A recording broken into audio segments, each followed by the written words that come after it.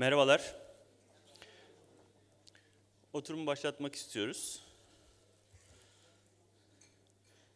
Derneğimizin de paydaşı olduğu Tur 9024 projesi üzerine bir oturum olacak. İnteraktif bir oturum planlanıyor. Yurt dışından katılımcılarımız var. İlk olarak kolaylaştırıcılar Sayın Mehmet Erkek ve Sayın Profesör Doktor Hüseyin Ozan Tekin'i davet etmek istiyorum.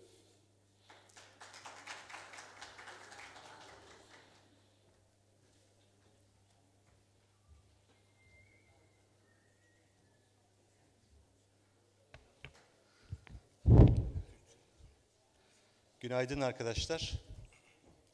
Bugünkü oturumumuzda size geçen yılda açıkladığımız Uluslararası Atom Enerjisi Ajansı'nın desteklediği Türkiye Cumhuriyeti Sağlık Bakanlığı, Türk Medikal Radyoteknoloji Derneği ve TENMAK ile birlikte yürüttüğümüz, yürütücülüğünü TENMAK'ın yaptığı Tur 9024 adlı bir projeden geçen yıl bahsetmiştik sizlere.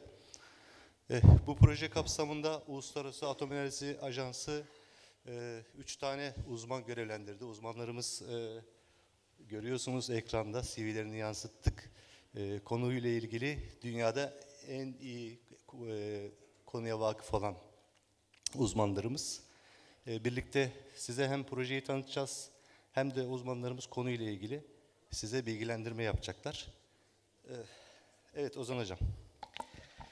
Ladies and gentlemen, good morning. It's our great pleasure to welcome you here today. Turkish Medical Radiotechnology Association is the pioneer association of the radiographers in Turkey, although we have a couple of the local associations. We are very pleased to welcome you today.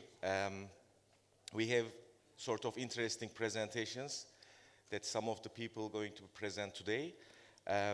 I will be translating in some highlights in my maximum level. I will try my best, although the presentations will be in Turkish. So thank you very much for your participation, and we are really pleased to welcome you here today. Evet, oturuma katılacak konuşmacılarımızı şimdi sırayla çağırıyorum. Türkiye TENMAK'tan görevli, sizin de yakından çok iyi tanıdığınız Sayın Emine Bulur'u projeye davet etmek üzere. Yine projemizde birlikte çalıştığımız Sağlık Bakanlığı'ndan Ulusal Projeler Koordinatörü Sayın Nihat Barış Sevik.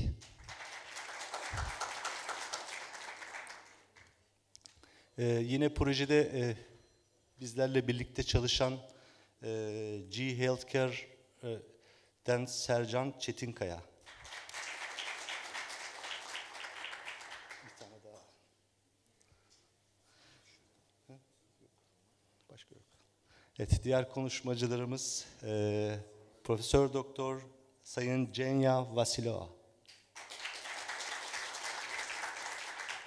Profesör Doktor Graciana Paulo. Profesör Doktor John Damilakis.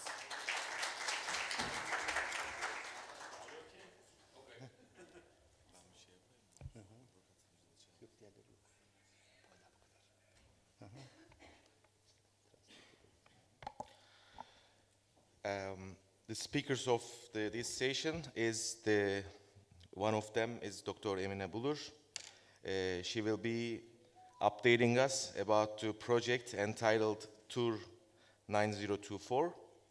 Halil Çolak and Nihat Barış Sevik, they will be talking about the support of the Ministry of Health in Turkey on their support on the project.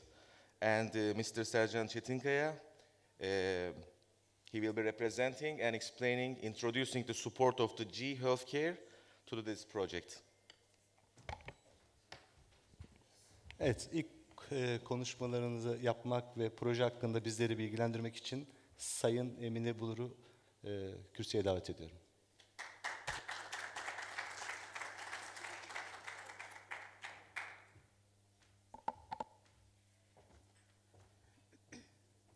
Değerli katılımcılar, saygıdeğer ajans uzmanları Sayın Cenya Vasilova, Sayın Graciano Paulo and John Damilakis, hoş geldiniz. Bu proje bizim için çok önemliydi, hala önem arz ediyor. Mrs. Genia Vasilyeva'ya ayrıca teşekkür etmek istiyorum. Bu projenin ulusal proje olması için bana gerçekten çok büyük destek verdi. Bu proje 2018 yılında Genia Vasilyeva'nın yapmış olduğu bir toplantıda kendisiyle kurduğum güzel iletişim sayesinde ortaya çıktı. Tabii Sağlık Bakanlığı bu konuda en büyük desteği ülkemizde veren Sağlık Bakanlığı'dır. Sağlık Bakanlığı olmamış olsaydı bu projeyi bu aşamalara getirmemiz mümkün olamayacaktı. Proje 2 yıllık bir projeydi. 2022 yılında başladı. Bazı aksaklıklar yaşadık ama 2023 yılında bu aksaklıkların hemen hemen hepsini tamamlayarak radyolojide ulusal tanı referans seviyelerimizin oluşturulması ve hasta dozlarının değerlendirilmesi konulu projemize başarıyla devam ediyoruz. Bu kongrede hepinizin değerli katkılarıyla özellikle sahada doğrudan cihaz ve hastayla birebir çalıştığınız için hepinize tek tek teşekkür etmek istiyorum.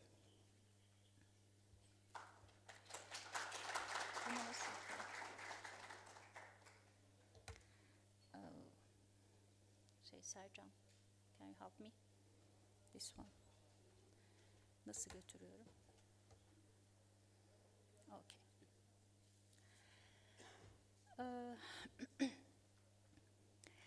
Bu projeye başlarken Uluslararası Atom Enerjisi Ajansı bizden projenin temel amacının ne olduğunu, problemin ne olduğunu anlatmamızı istedi. Problemimiz hastaların radyasyondan korunmasına yönelik spesifik yaklaşımlar içeren GSR bölüm 3'teki tüm ilgili maddelerin mevzuatımıza yerleştirilmesine yönelikti. Bunların uygulanmasının ülkemiz dahil birçok ülkede yetersiz olduğunu, hala çalışmaların devam ettiğini biliyorduk. Buradaki en önemli şey, radyolojik incelemenin optimize edilmesi gerektiği şeklindeydi. Dolayısıyla tıbbi uygulamalardan kaynaklı radyasyon dozlarımız hakkında da bizim ulusal bir programımız yoktu. Sadece TENMAK olarak bizim gerçekleştirdiğimiz bir iki çalışmanın dışında hasta dozlarını ölçen, hasta dozları hakkında diğer ülkeleri bilgilendiren bir çalışmada mevcut değildi. Biz bu çalışmaya 2013 yılında başladık. 2015-2020 yıllarında yaptığımız çalışmaları bilimsel olarak paylaştık. Sonrasında bu projenin temelini oluşturduk.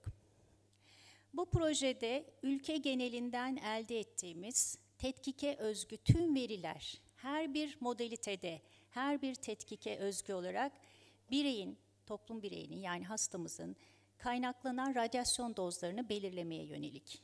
Ayrıca dozun azaltılmasına yönelik çalışmaları da bu proje kapsamında gerçekleştireceğiz. Bu projenin en son çıktılarından bir tanesi tüm sağlık çalışanları ve radyoloji personelinin optimizasyon sürecinde kolaylıkla ulaşabileceği tanısal referans seviyelerine ulaşmalarını sağlayacakları eğitim modüllerini hazırlamak. Bu kapsamda biz öncelikle ne yaptık? Birlikte çalışma yapacağımız paydaşlarımızı belirledik ve Uluslararası Atom Enerjisi Ajansı'na bildirdik. Kurumumla birlikte Sağlık Bakanlığı ve Türk Medikal Radyoteknoloji Derneği bize paydaş oldu bu projede. Projenin muadilleri yani counterpart'ı benim, Sağlık Bakanlığı'nda Nihat Bey, TMRT'de ise Mehmet Erkek Bey. Ne yaptık? Projenin belirli görevleri vardı. Bu görevleri 4 çalışma grubuna ayırdık. Dedik ki uygulamaya özgü özel hasta dozlarının değerlendirmesine bir ekip oluşturduk. Uygulamaya özel ulusal tanı referans seviyelerinin oluşturulmasına yönelik başka bir ekip oluşturduk. Yine tanısal referans seviyeleriyle karşılaştırmalı doz optimizasyonuna ilişkin önerileri hazırlayacak olan başka bir ekip oluşturduk. Ve bu seviyelerin uygulanması, kayıtların dijital olarak tutulması için eğitim materyallerinin oluşturulması için 4. grubumuzu oluşturduk. Bu gruplarda konusunda gerçekten iyi olan arkadaşlarımızı seçtik ve bu proje kapsamında onların bilimsel gezilere katılması ve burslu olarak ilgili ülkelerde bulunmasına yönelik çalışmaları Uluslararası Atom Enerjisi Ajansı'ndaki teknik ofisörümüz tarafından planlandı. Bu proje kapsamındaki aktivitelerimize şöyle hızlıca bakarsak, bilgisayarlı tomografi bizim için çok önemli. Çünkü BT incelemelerinde doz değerlendirmesi için metodolojinin tanımlanması gerekiyor. Aynı şekilde mamografide de ortalama glandüler dozların belirlenmesi gerekiyor. Yine klinik endikasyonlara bağlı olarak BT incelemeler için bir ulusal anket yapılması planlanmıştı ama Sağlık Bakanlığı bunu online veri olarak topluyor. Fluoroskopi rehberliğinde yine radyografide ulusal tanı referans seviyelerini oluşturması için gerekli parametrelerin elektronik olarak toplanmasına başlandı. Yine hasta dozunun tahmini için yapılacak olan metodolojilerin iyileştirilmesine yönelik çalışmalarımız tamamlandı. Yine bu yılın sonundan önce bir guide hazırlamayı planlıyoruz. E-öğrenme ve e-eğitim materyallerinin hazırlanmasına başlanılacak.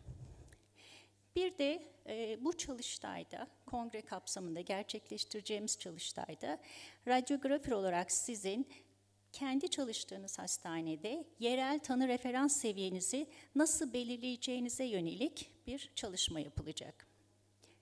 Biz bu çalışmalardan yola çıkarak yine Sağlık Bakanlığı tarafından kendi dozlarınızı, kendi referans değerlerinizi hesaplayabileceğiniz web sayfasını hazırlayacağız.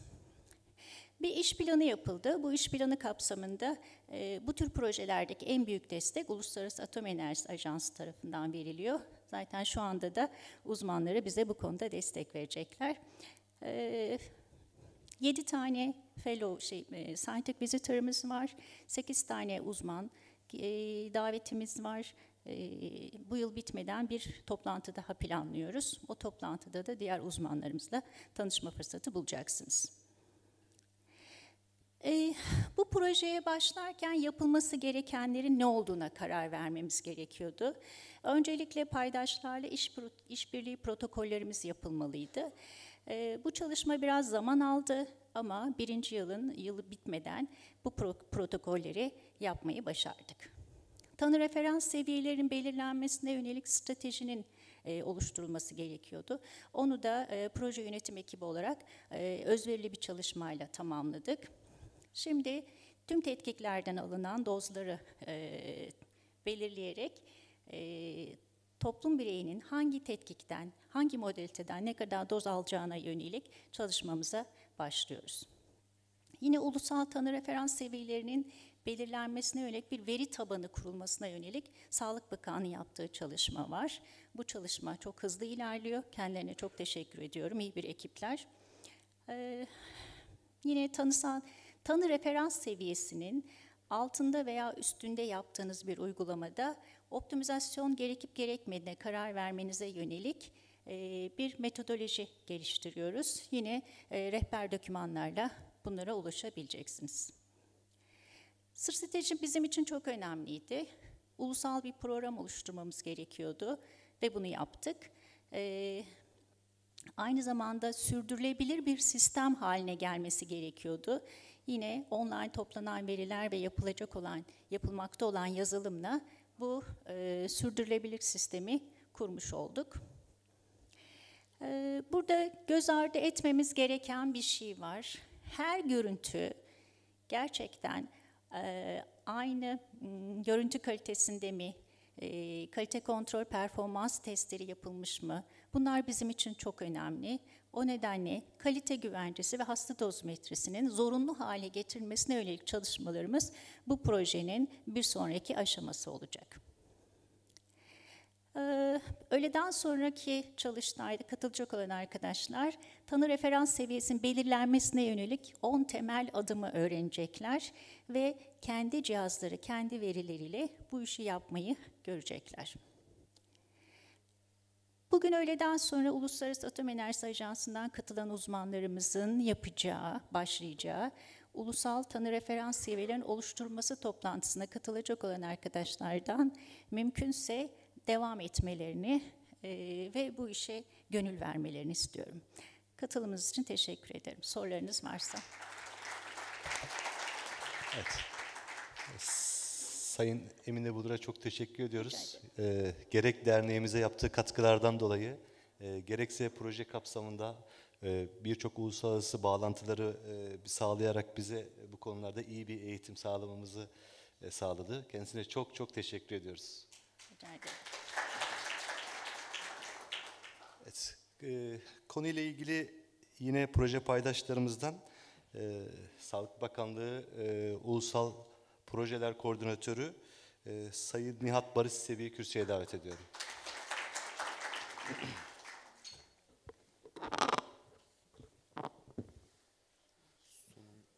Geldi. Herkese merhaba, hoş geldiniz. Öncelikle kongrenin düzenlenmesinde bizleri burada buluşturan Temeret Eder ekibine teşekkür etmek istiyorum. Artık hemen hemen birçoğunuzla tanışıyoruz ama ben kısaca yine de kendimden bahsedeyim. Nihat Barış Sevik, Sağlık Bakanlığı Ulusal Projeler Yönetim Koordinatörü olarak görev yapıyorum. Koordinatörlüğümdeki birimlerden bir tanesi de teleradyoloji. Bugün burada aslında size teleradyoloji ile ilgili bilgi vermek istiyorum. Biz işin teknik tarafındayız bu proje kapsamında. Emine Hocam çok güzel bilgilendirme yaptı, sunum yaptı. Ben bilgisayar yüksek mühendisiyim. Bu alanda teknik olarak ne gerekiyorsa elimden bu projenin başarısı için var gücümüzle çalışıyoruz. Bugün aslında bu projeyi gerçekleştirirken altyapımızdan biraz bahsetmek istiyorum. Yani biz bugün birçok proje yapıyoruz ama alt tabanı, altyapısı bunun nasıl? Aslında size bugün burada bunu anlatmak istiyorum. Çünkü bir işin temeli olmazsa üzerine koymamız gerçekten zor. İşte şimdi burada tüm sahada aslında bu projeyi yapan sizlersiniz. Bütün çekilen görüntüler sizlerin eseri, sizlerin emeği. Burada da bugün aslında biraz da bu yapıdan bahsetmek istiyorum. Şimdi teleradyoloji sistemimiz aslında amacı ne? Burada aslında vatandaşların 7/24 lokasyon bağımsız her yerden her şekilde görüntüsüne veya raporuna ulaşabilmesi. Zaten Enabız üzerinden vatandaşımız girdiğinde orada teleradyoloji diye bir alan var. Oradan vatandaşlarımız istediği yerden, istediği lokasyondan görüntüsüne ulaşabiliyor. Yine bir diğer önemli yaptığımız gelişmelerden biri, amacımız da aslında burada duplike çekimleri yani tekrar eden çekimleri, mükerrer çekimleri engellemek. İlerleyen slaytta yine bahsedeceğim sizlere de.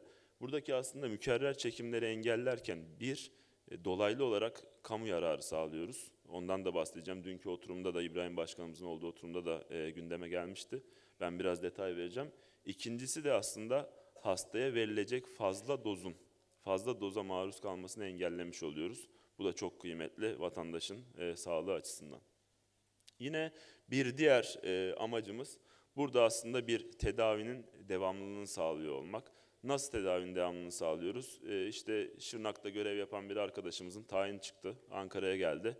Tedavisine devam etmek istiyor ve tekrar bir çekim, tekrar bir raporlama sürecinin aslında önüne geçmiş oluyoruz burada da. Amaçlarımız aslında kısaca bunlar. Şimdi kısaca çok hızlı buradan da bahsetmek istiyorum. Bu yapı nasıl sağlanıyor? HL7 dediğimiz aslında bir standardımız var, protokolümüz var. Ki bu işte HBS'lerden gelen veri bize. COS dediğimiz data var, yine PACS'lardan gelen veriler. Bir de VADO ile aslında gittiğimizde, görüntüye eriştiğimizde VADO web servisleri aracılığıyla aslında biz, vatandaşlar, hekimler, radyologlar bu görüntülere erişebiliyor. Aslında baktığımızda biz şu an merkezde veriyi saklamıyoruz. Çünkü bunun gerçekten maliyetleri çok fazla, bant genişliği vesaire birçok burada parametre var. Biz ancak hastanelerde saklanan verilerin hepsine erişebilir durumdayız. Büyük bir yapımız var ki aslında burada şunun da örneğini vereyim. Depremde de yaklaşık 500 radyolog bu sisteme dahil oldu ve o bölgede maalesef kaybettiğimiz vatandaşlarımıza Allah'tan rahmet diliyorum. Orada da vatandaşlarımızın CT görüntüleri okunarak tüm Türkiye'den bir destek verildi. Bu da işte bu sistem sayesinde oldu. Yaklaşık 17.000 görüntü raporlandı, VT raporlandı. 500 tane farklı illerden radyolog hekim bu projeye, bu sisteme dahil oldu o süreçte. Kısaca aslında rakamlarla bir dikkat çekmek istiyorum projenin önemine. Şu an 2166 tane entegre hastanemiz var. Bu gerçekten büyük bir rakam. Dünyada örneği yok. Geçtiğimiz hafta HIMSS vardı Amerika'da, oradaydım. Birçok kişiyle görüştük, birçok meslektaşımızla bir araya geldik. Dünyanın en büyük teleradyoloji sistemi diyebilirim. Hani bunu da gururla söylüyoruz. Gerçekten yani konuştuğumuz paydaşlarla, konuştuğumuz meslektaşlarımızla hep şunları konuşuyoruz. Diyoruz ki işte dedikleri şu, bizim işte yerel bir görüntüleme PACS'ımız var veya bölgesel işte zincir hastaneleri kapsıyor. Ancak bizde ülke genelinde bu birinci basamak, ikinci basamak ve üçüncü basamak dahil olduğunu söyleyince gerçekten hayranlıkla süreci izleyip bizlerle bilgi almak için görüşmelere giriyorlar. 566 milyon radyolojik görüntü var. Ben bugün sabah itibariyle çektim bu sayıları. Son güncel bilgileri size burada aktarabilmek adına. 566 milyon radyolojik görüntü var sistemimizde. 83 milyon tekil vatandaş. Yani şu an yaklaşık 84,5 milyon, 85 milyon bir nüfusumuz var. Aslında baktığımızda hemen hemen hepimizin birer görüntüsü bu sistemde mevcut diyebilirim. Yine 308 milyon rapor var. Biliyorsunuz hani röntgenlerde rapor olmadığı için bu görüntü sayısıyla rapor sayısı eşleşmeyebiliyor. Toplamda 226 bin hekim erişimi var ve 694 milyon vatandaş erişimi var bu sisteme. Yani sizin hayal etmeniz için aslında burada sayılarla da belirttim. Gerçekten inanılmaz, devasa büyük bir sisteme sahibiz. Şimdi bu sistemin özellikleri, kısaca bahsettiğim bir STM uygulamamız var. Burada aslında STM uygulaması ne? Vatandaşlar, il adminleri aslında daha çok, hastanelerdeki adminler bunları ve firmalar, PACS firmaları buradan aslında gönderim oranlarını, başarı oranlarını takip edip kendi aslında akışlarını gördüğü, hata aldıkları yerleri gördüğü, bir farklı istatistikleri gördüğü ekranımız. Burada aslında hastanelere ait istatistikler, hastane bünyesindeki yöneticilere, ildeki yöneticilere de il bünyesindeki tüm hastaneler, bizlere de tüm Türkiye'nin görüntüleneceği şekilde bir tasarımımız var. Önemli tarihler ne bu projede? Aslında biz 1 Ocak itibariyle 2015'te başlamış bir proje. Yani geldiğimiz noktada evet 8 yılı aşkın bir süre olmuş. Gerçekten hani üzerine koyarak devam ettik ki bir sonraki aşamamız artık doz takibi, vatandaşlara işte aldıkları dozları gösterme hedefimiz var.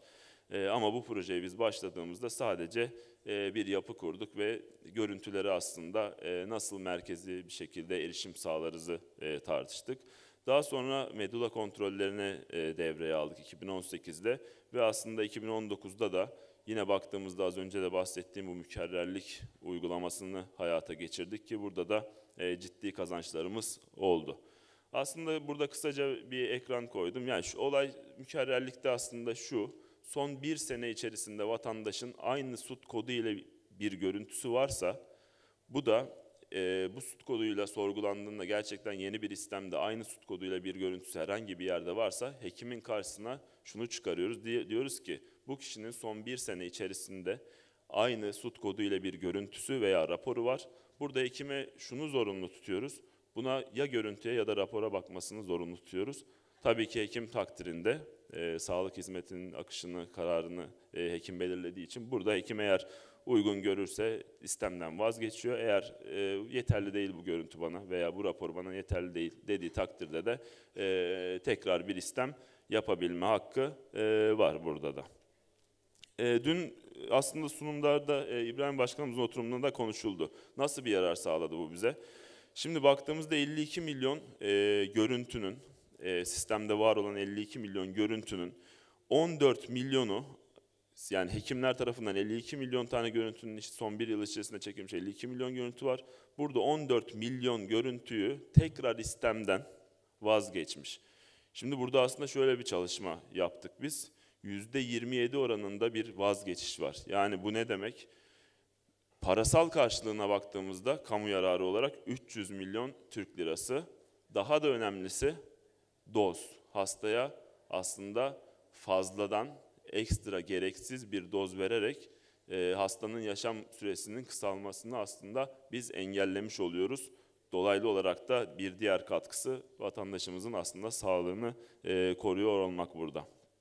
Burası ana sayfamız. Zaten teleradyoloji.sağlık.gov.tr'den erişebiliriz. 2 tane menümüz var. Radyoloji uygulaması ve teleradyoloji sistem takip modülü ki az önce de bahsettim bunlardan. Burada konsültasyon sürecinden bahsetmek istiyorum kısaca. Sistem şuna müsaade ediyor. Bu çok güzel bir şey. Hem web ortamda hem mobil ortamda anlık bir görüntü var. Bir beyin görüntüsü. Radyolog uzman hocasına danışmak istiyor. Örneğin yeni bir asistan, yeni uzman oldu. İşte tecrübeli bir hocası var İstanbul'da. Anlık bağlanıp burada aynı görüntü üzerinde işaretleme yapabiliyor.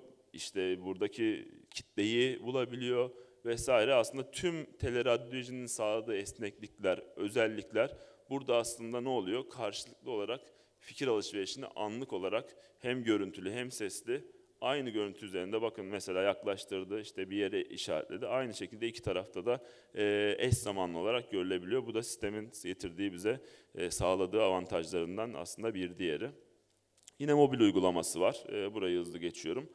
Şimdi başta demiştim biz merkezde aslında tutmuyoruz görüntüleri kaynak vesaire maliyetinden ama bazı durumlarda yeni bir proje başlattık. 2 yıldır devam eden bir projemiz var. Ne yapıyoruz burada biz? Merkeze kaynak ihtiyacı olan illerdeki hastanelerden verileri toplamaya başladık.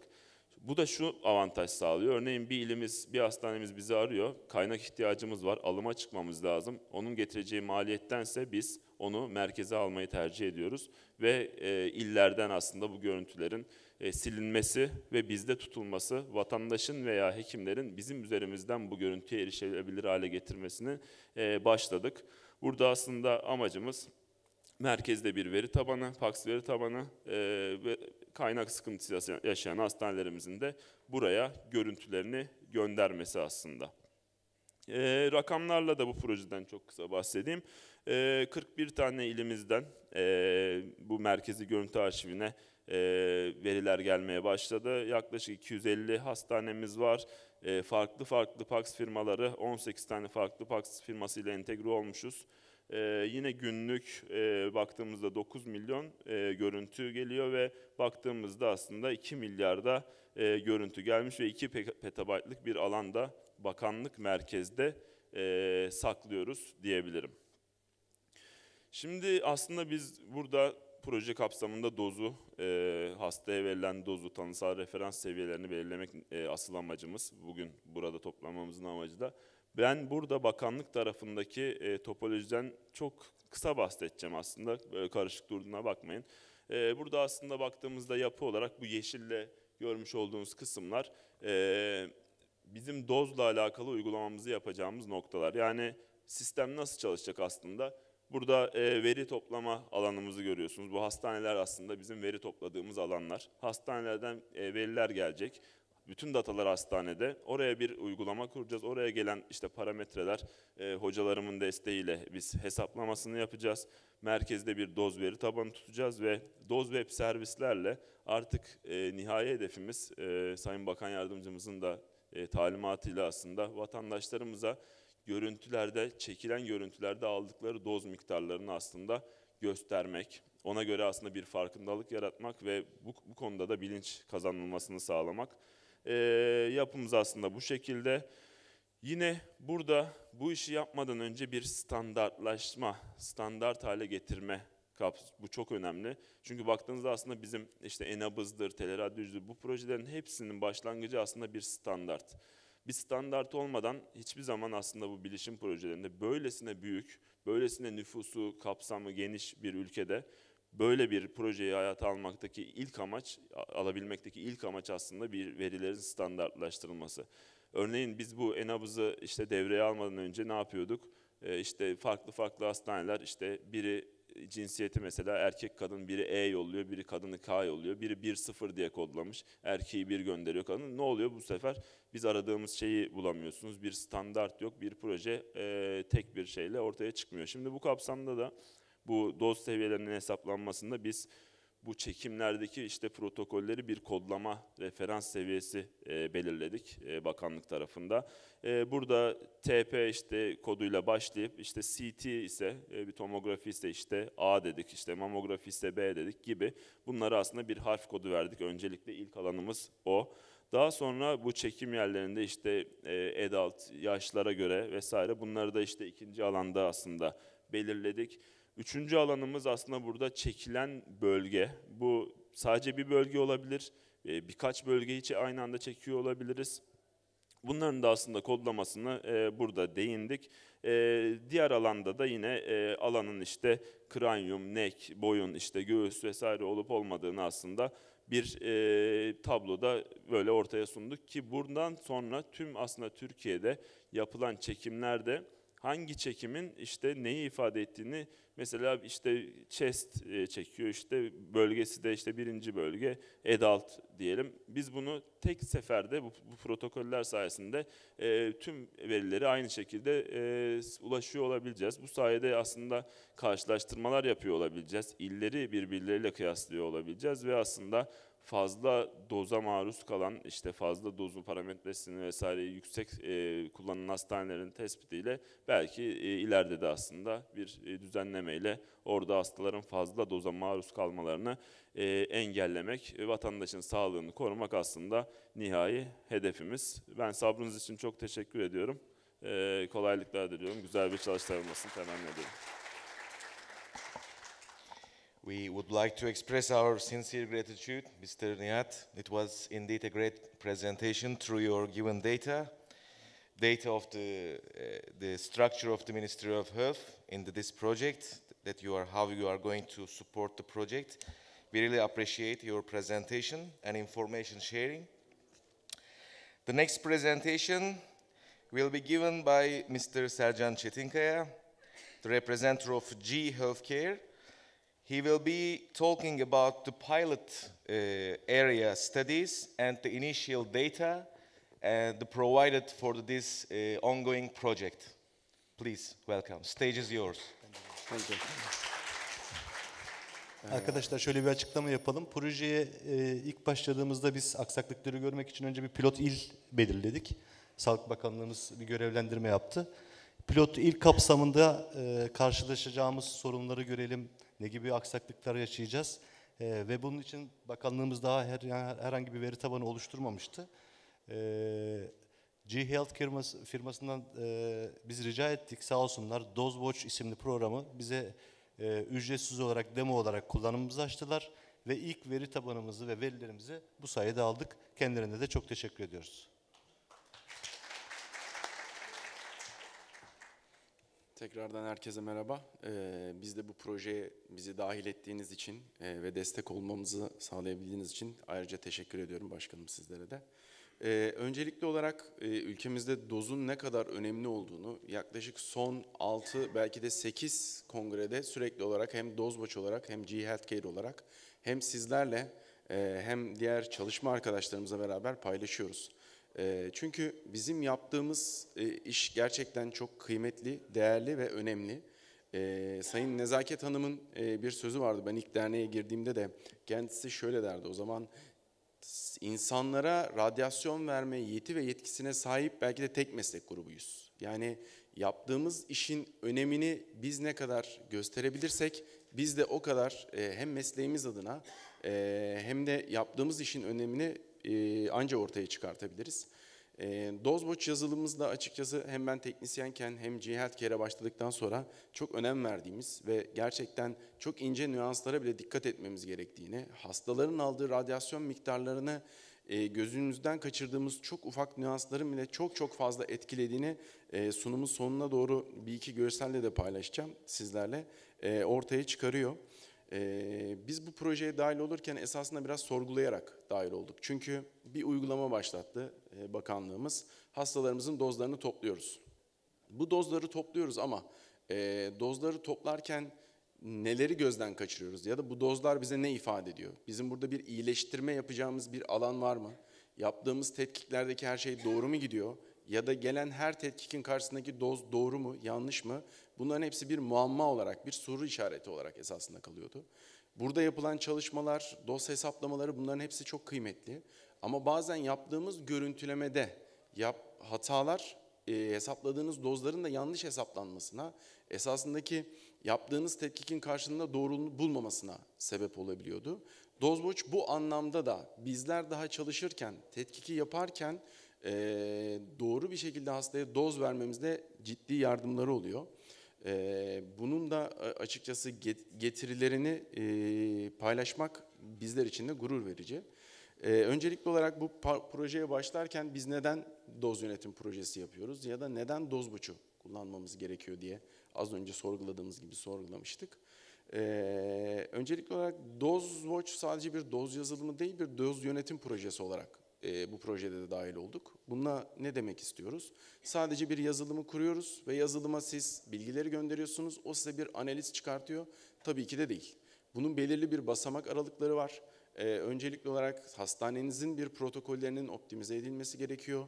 Aynı isimde, aynı tetkik altında aynı çalışmaların yapılması gerekiyor.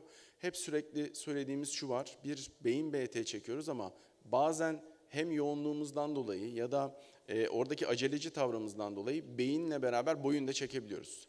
Ama siz sisteme sadece bunu beyin taraması olarak gönderdiğiniz altında boyun dozu da varsa o beyin taraması bir şekilde doz efektinin üstüne çıkarıyor. Aşımı yüksek gözüküyor. Bu da bizim hesaplamalarımızda, bu yapılan değerli projede yanlış dataların ortaya çıkmasını gerekiyor. Dolayısıyla protokollerin aynı seviyeye getirilmesi, aynı hatlarda getirilmesi ve teknisyenlerin de bu anlamda çalışırken eğer bir doz aşımı varsa, ki bu her sebepten olabilir, hastamız hareket etmiş olabilir, kontrast maddeyi verememiş olabiliriz, hastamız nefes tutmamış olabilir. Bunların hepsi belki tetkikin tekrar edilmesine sebebiyet verecektir. Bu da yapılan tetkikteki doz seviyesinin yukarıya çıkmasına sebep olacaktı.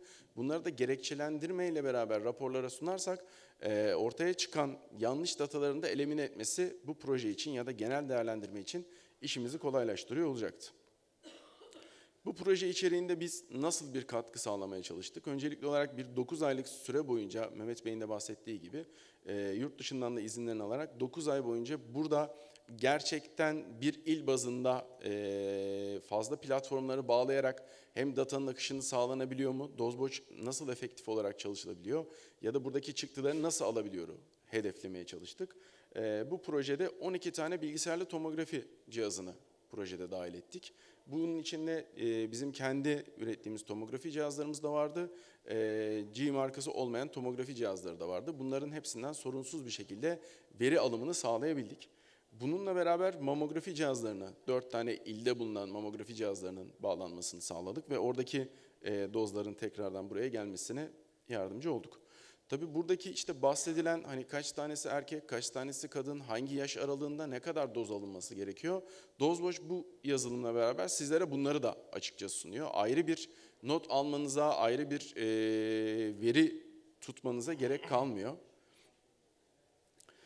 Sürekli olarak teknolojinin geldiği son noktada, dün bizim tomografi sunumumuzda da gerçekleştirdi. Ben teknisyenken, üniversite hastanesinde çalışırken gelen stajyer, öğrenci arkadaşlarımıza da hep şunu sorardım. Tomografideki yanda bulunan çizgi ne işe yarıyor? Esasında belki de gündelik hayatımızda çok dikkat etmediğimiz, hasta pozisyonlamasına çok önemli vermediğimiz bir olayı şimdi sizlerle paylaşmak istiyorum. Burada hasta sadece merkezden 2 santim kadar yana kaymış durumda ve bir batın görüntülemesi yapmış. Merkezden uzaklaşan hasta normal değerlerde 320 miligray doz alması gerekirken 715 miligray doz almış.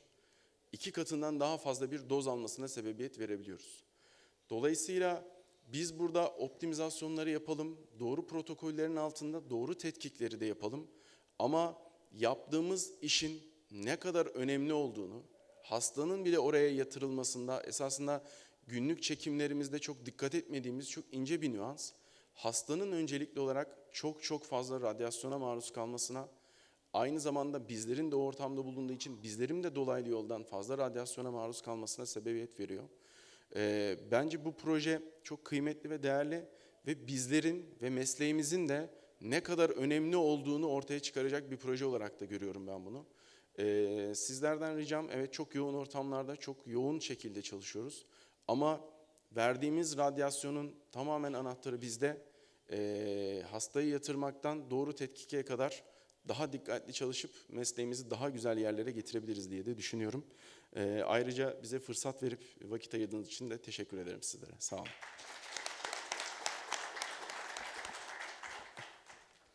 Thank you, Mr. Sercan. It was a tremendous presentation. If you allow me, I would like to extend my thanks to the G Turkey, G Healthcare System, because Mr. President of the association, Mehmet Erkek, has mentioned about the deep contributions of the G to this project in his introduction. So if you allow me, I would like to translate it roughly. They were the one who opened the data and provided a huge support for this project, at least for the initial phase of the study. So therefore, we are expressing our sincere gratitude for the G Turkey. It's really appreciated. Thank you.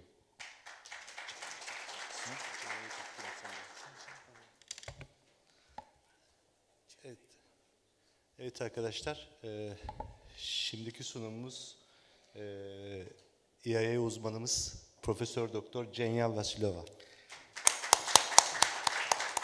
The next speech will be given by Dr. Genya. The title of her presentation is the Monitoring the Patient Doses in the Diagnostic Radiology, Why and How. Thank you. Stage is yours. Yeah, it's okay. Good morning, everyone. First of all, greetings from the International Atomic Energy Agency, and many thanks to the organizers of this Congress and also of the counterpart of the project, Ms. Bulur, for inviting us to be here and to conduct this session and followed by a workshop in the coming day. So I come from the Radiation Protection of Patients Unit of the International Atomic Energy Agency, IAEA. You may know that this is an intergovernmental organization with a headquarters in Vienna, in Austria. And we, among many other activities, work for developing safety standards for protecting people and for the implementation of these standards in practice, including, of course, medical area.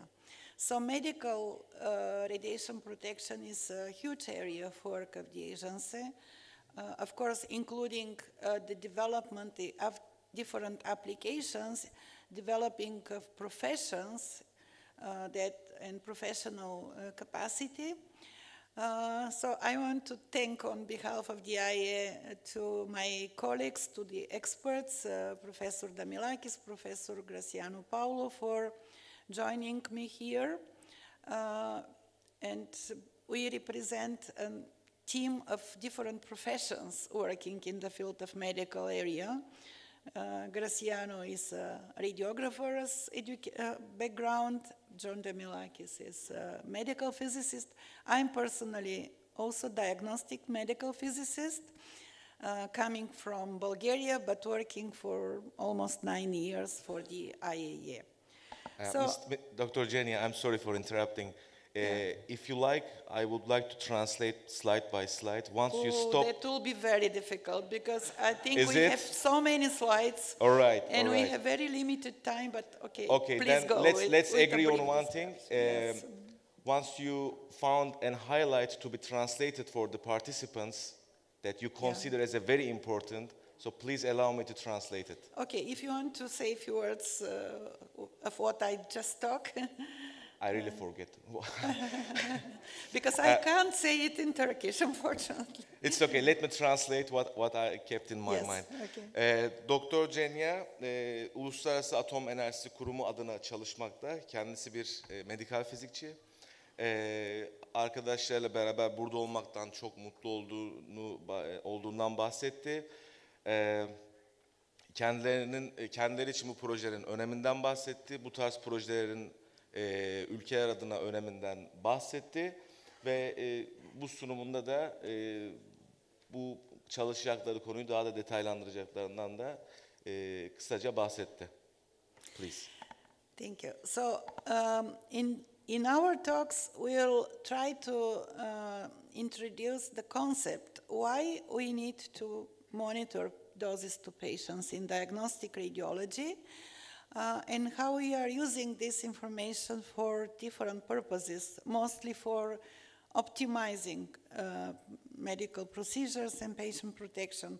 I will start with an introduction of the concept of monitoring, then my colleagues will continue with more details. We'll focus on the subject of the project, that is diagnostic reference levels, how we establish them, and how we implement in practice.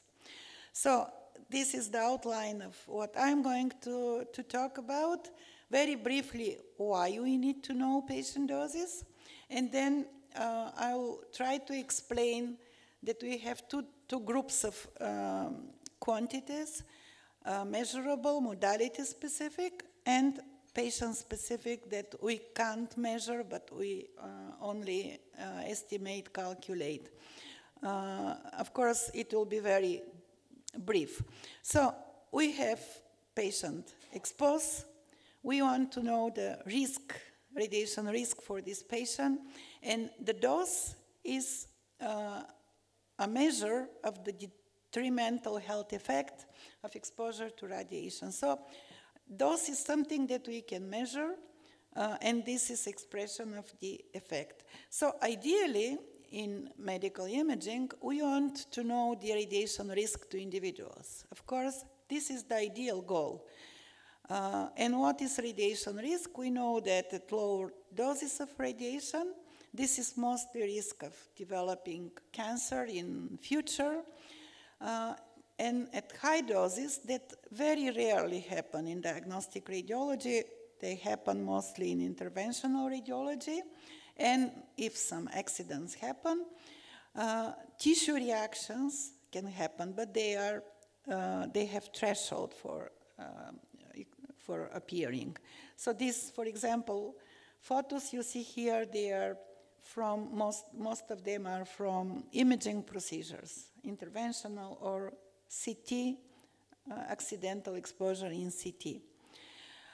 So we know that radiation risk to individuals depends on many factors. It depends on body habitus, on the age, of the gender, of the health status, and especially it's very well explored that for young people, that's why I put efforts to reduce doses to children, because they are more sensitive to radiation. But generally, it's very difficult to measure radiation risk, and it's often unknown or unknowable. But that's why we have some metrics, some quantities. Ideally, our goal is to have individual risk. In fact, what we have on your CT machines, for example, you have dose display, and we are going to describe this, or on your radiography machine or your fluoroscopy machine, and we call this modality-specific quantities. Then, through different calculation, we can move to more specific quantities that describe, they are closer to the risk. These are organ doses, effective dose, if we need to know just one number. But these are only calculated, those quantities. So what we can measure, it's in fact not patient dose. These are some quantities. If you want to summarize this slide to translate, just because that's the basis for the next discussion. Sure, of course. Şimdi doz ölçümlerinde, özellikle kişisel doz ölçümlerinde dozu tamlamak kolay bir süreç değil. Bunun yerine bu ölçümler için kullanılan bazı metrikler var. Doktor Vasilyeva bunu açıkladı aslında. Burada modaliteye özel metrikler, kiloya özel metrikler, yani hasta kilosuna özel metrikler, organ dozları bunlardan bir tanesi. Efektif doz, bunları radyobiyolojiden biliyoruz aslında. Efektif doz tanımlarını biliyorsunuz, dokuya ve kullanılan radyasyon tipine göre değişmekte. Radyasyon risk endeksleri yine bu individual, yani bireysel dozların hesaplanmasında kullanılan metriklerden yine bir tanesi. Bunlar yani 2, 4, 6 tane temel aslında metriği size açıkladı kabaca. So I will start with a very brief overview of those modality-specific quantities, because you, as radiographers, I suppose there are few physicists in the room, but most of the participants are technologists. You need to understand what your machine displays, and further we'll explain how this information can be used. So these quantities that nowadays are displayed on the CT machines are already well standardized, and here you see the ICRU, International Commission of Radiological Quantities and Units, publication, and the IEA Code of Practice for dosimetry in diagnostic radiology. The agency also provides a number of publications how to measure this, and here I want to highlight very important message. These measurements are a responsibility of a qualified medical physicist. Unfortunately, we learned that there are no radiology physicists, or at least there are very few in Turkey, and this is an area that needs to be further developed, because medical physicists are needed in the modern radiology. Even if your machine displays these quantities, someone, and this is medical physicist, need to verify that this is correct. So for radiography in the past, I'll quickly go because we are not using this almost anymore. We use the incident air kerma. This is the dose in air in the point where the central beam enters the patient without patient. That means without scatter from the patient. It is in the unit gray or milligray usually in radiology. Then if we put the patient who creates scatter, backscatter, this is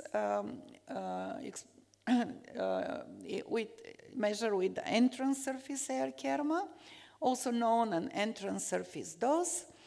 And usually we calculate this or measure. They are so-called backscatter factors that take into account how you collimate, what is the spectrum. You can find this.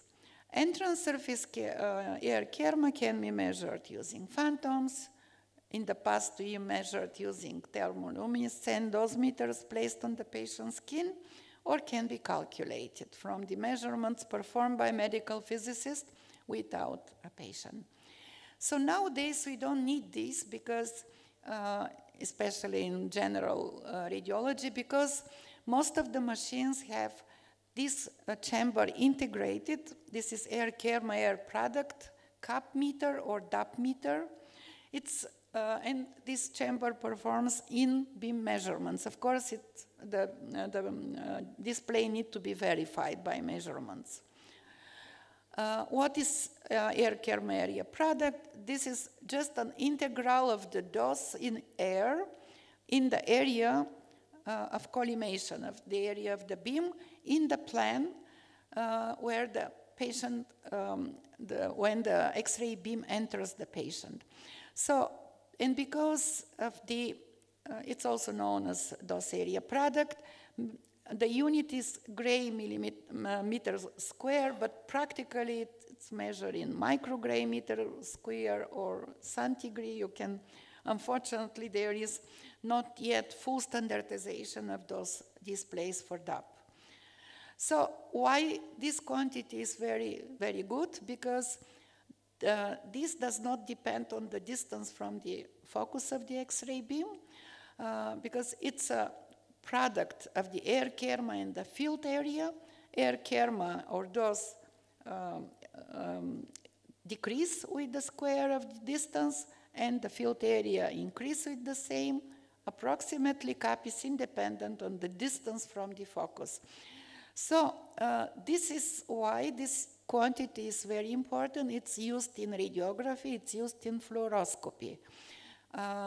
All modern machines are equipped with such, although you see on the left picture, this is a very old radiography machine, but it was equipped with additional external chamber. And you can find on your display the result of the measurements during the procedure.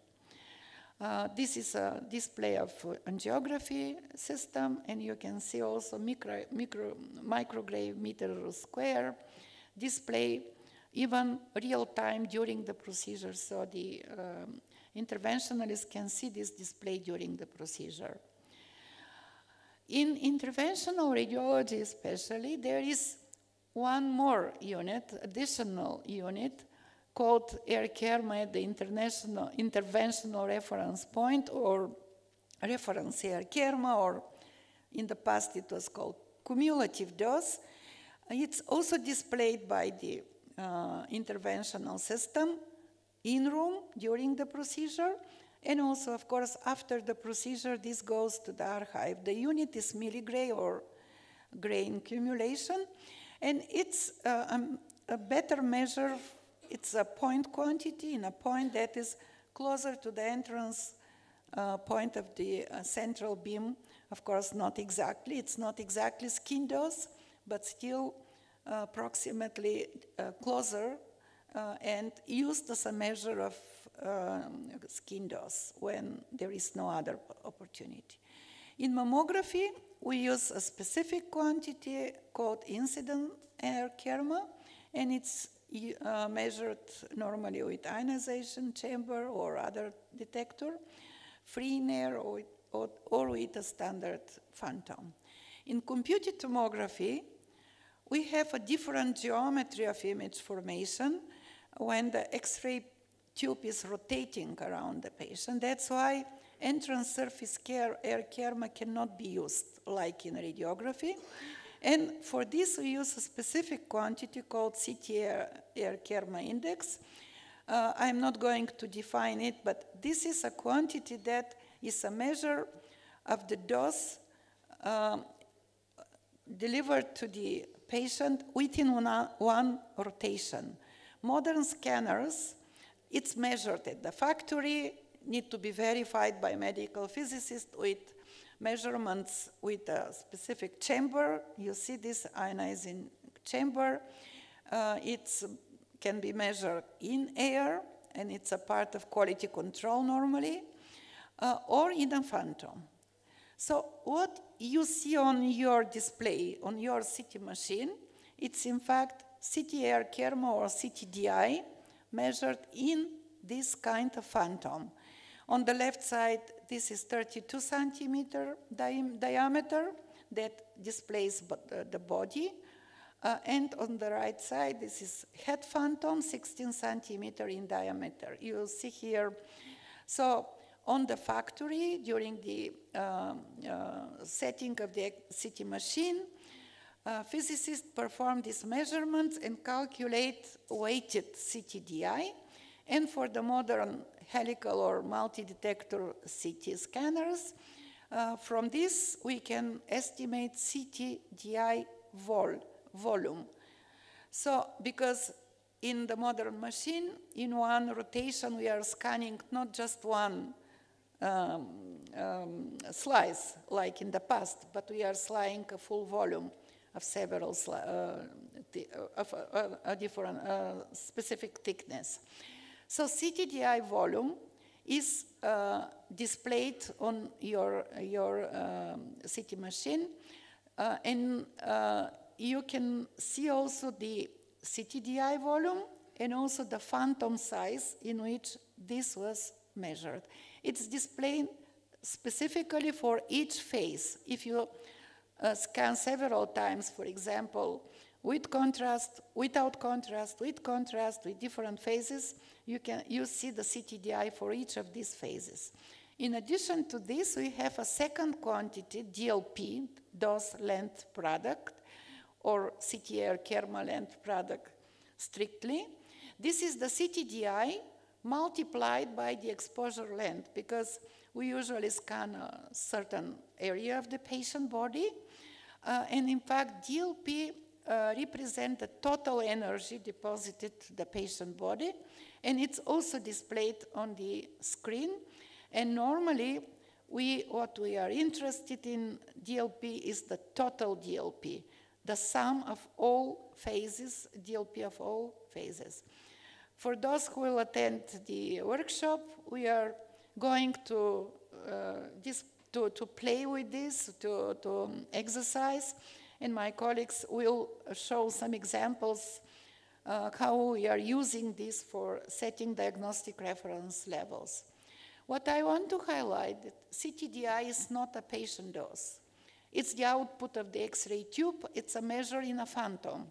So what we measure, what you see on the display is the CTDI measured in a 32 centimeter phantom.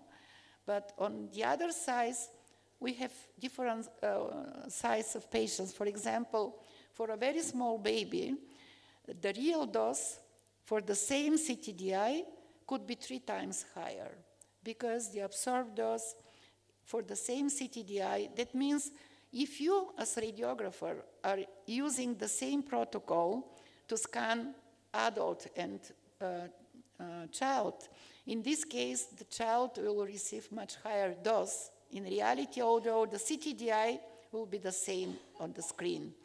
That's why some years ago, the American Association of Physicists in Medicine proposed a new quantity called size-specific dose estimate, SSDE, that use the CTDI and further make a correction for the body size. So from the image of the patient, from the SCOUT image, both dimensions can be calculated, an effective diameter, and these tables provide corrective factors that you can apply to the CTDI and calculate size-specific dose estimate. This is still not patient dose, but closer than the CTDI, because it accounts for the size of the patient. So here is an example for a particular exam.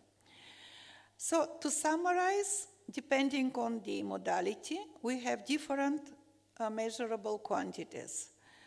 It's just a summary, so I'm not going to repeat, but if you want to just summarize the concept here, because I don't think we need to translate all the details.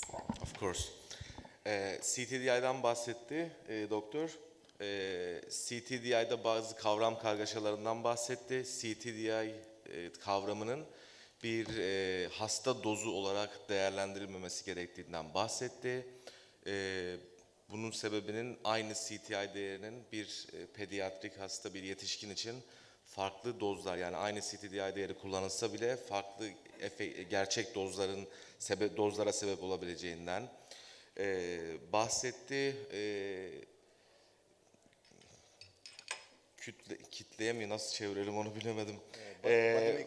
Evet, vücut özelliklerine göre tanımlanmış yeni bir indeksten bahsetti. Bunun CTDI'den daha açıklayıcı, daha realistik bir değer olduğundan bahsetti. Hastanın boyutlarını hesaplamalara kattığı için özet buydu. Please go ahead. Thank you. So in most cases, for the purposes of diagnostic radiology, we don't need to go to the right side. We can stop here, and you'll hear from my colleagues a lot of examples how we can use these modality-specific metrics. And I want to just show a few examples, but what we need to have in practice, we need to record this data. In the past, we did this manually. We extracted this, wrote on paper. Of course, nowadays, we have electronic recording of radiation exposure details. In the modern system, it's saved in DICOM objects according to the DICOM standards. And this includes not just those quantities, but also other study information, patient demographics that can be used to easily retrieve the information and make analysis. So this is an example of the DICOM radiation dose structured report for CT acquisition. So what is important that the X-ray engineers make this radiation dose structured report saved together with the images so that we have post-procedure access to this information. And nowadays, as it was explained in the previous presentation, they are systems that connect different modalities and can create radiation exposure monitoring systems, automatic systems. So of course, DOSWatch is one of these systems, but there are many other on the market. This is not a full list. You can find information. And in addition to them, there are free software that, of course, does not have the same capabilities of the commercial software, but it's still possible to be used and it's accessible.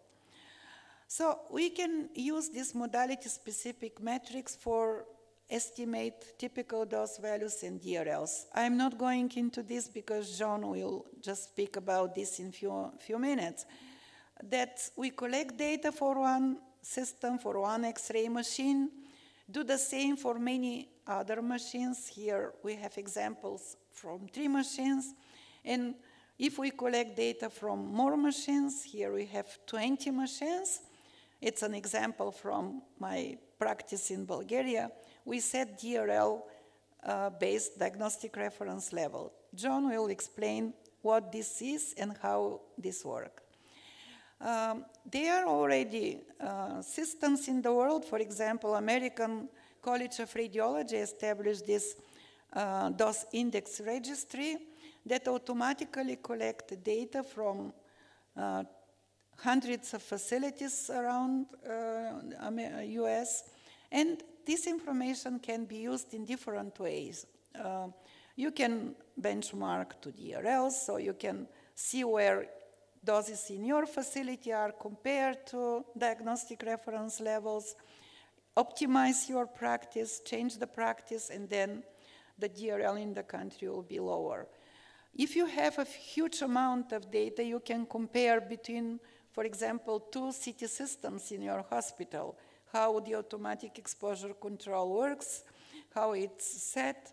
You can further optimize the settings of how the automatic exposure controls works to adjust to the patient size. So this is an example from a system in Spain, in Madrid, for interventional radiology, that they can track all the cases, all patient doses, and can react immediately, especially when there is a possibility for skin reactions, to prevent such reaction happen or to take the best care for patients. And before I finish, just a few words about when we need, because we don't need this for every individual patient, we can go beyond just modality-specific quantities, sorry. So we can go to organ doses. Organ dose is something that we can't measure because we can't put dosimeters in every tissue in the patient body. So we can calculate, of course, if we know organ doses, you can go a little bit further to risk. But in most cases, for individual patients, we don't need to know this. We normally want to know this at the level of population. So organ doses are calculated using patient models and Monte Carlo simulations or other form of simulation. I'm so sorry doctor, just a moment. Arkadaşlar salondan çok uğultu var. Lütfen biraz sessizlik rica ediyorum. Buraya çok ses geliyor çünkü. Lütfen.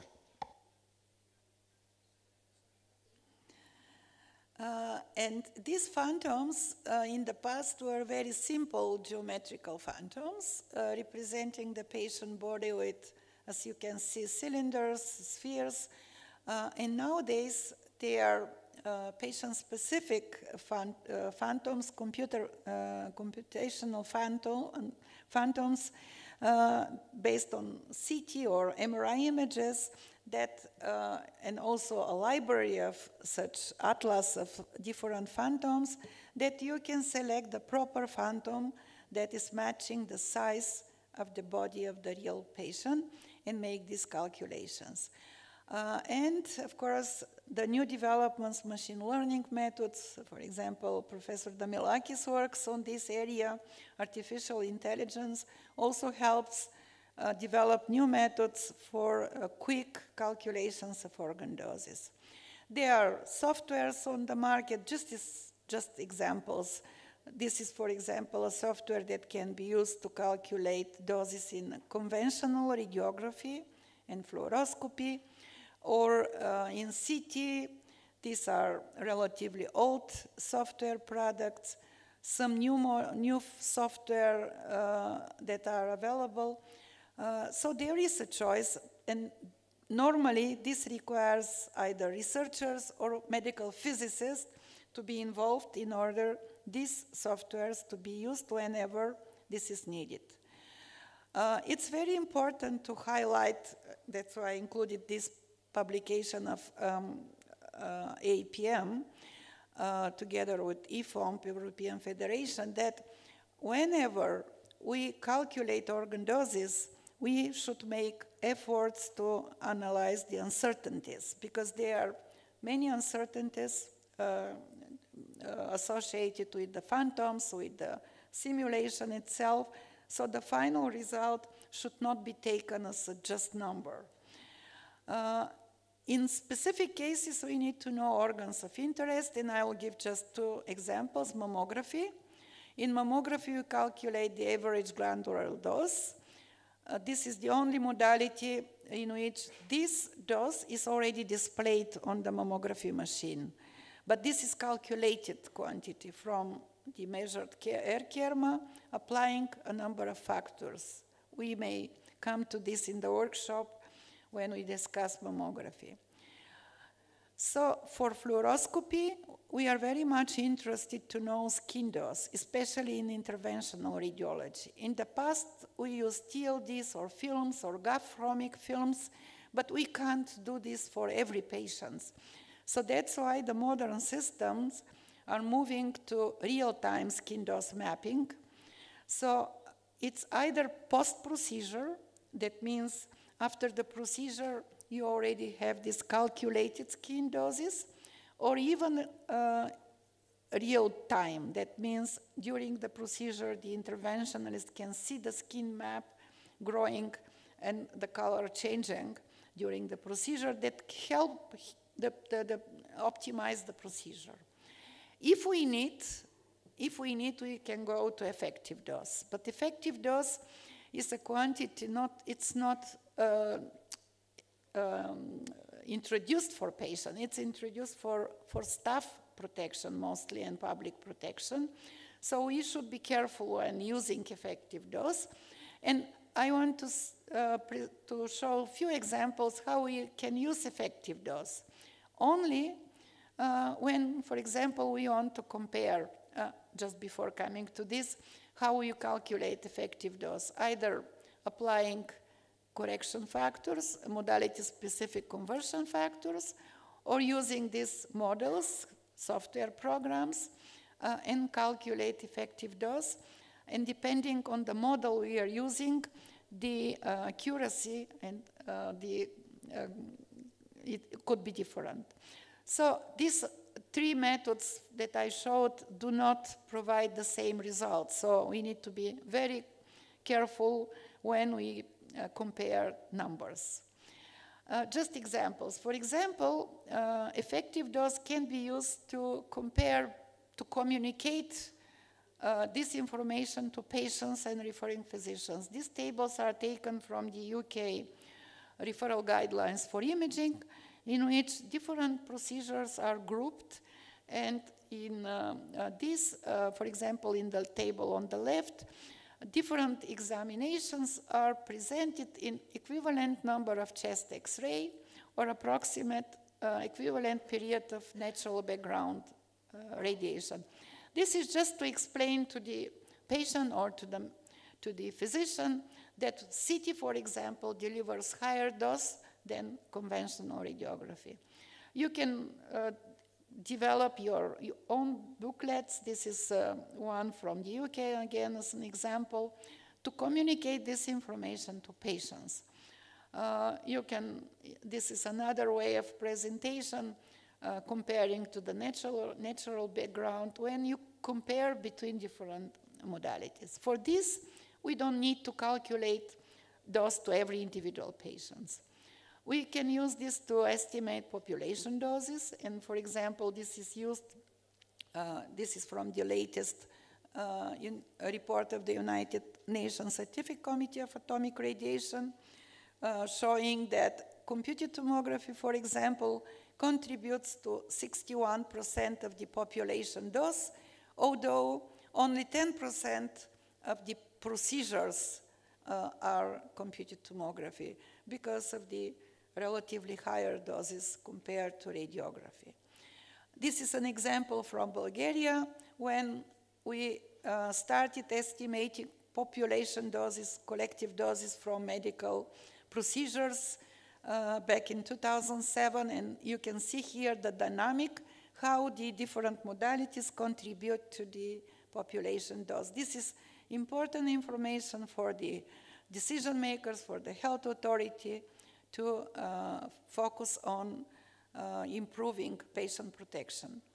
The IAEA is going to publish, maybe next month, this publication that describes in detail the process of patient radiation exposure monitoring in medical imaging with different requirements and applications. You can find many webinars related to the topic. They are free. All are recorded, so you can have easy access to them from this website. And finally, we have e-learning that is also free on diagnostic reference levels in medical imaging. So you can study this, get certificate of completion, and of course improve your knowledge.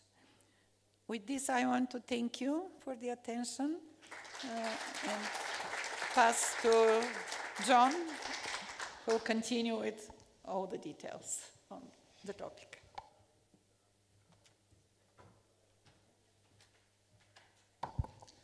Thank you very much. We appreciate your contribution.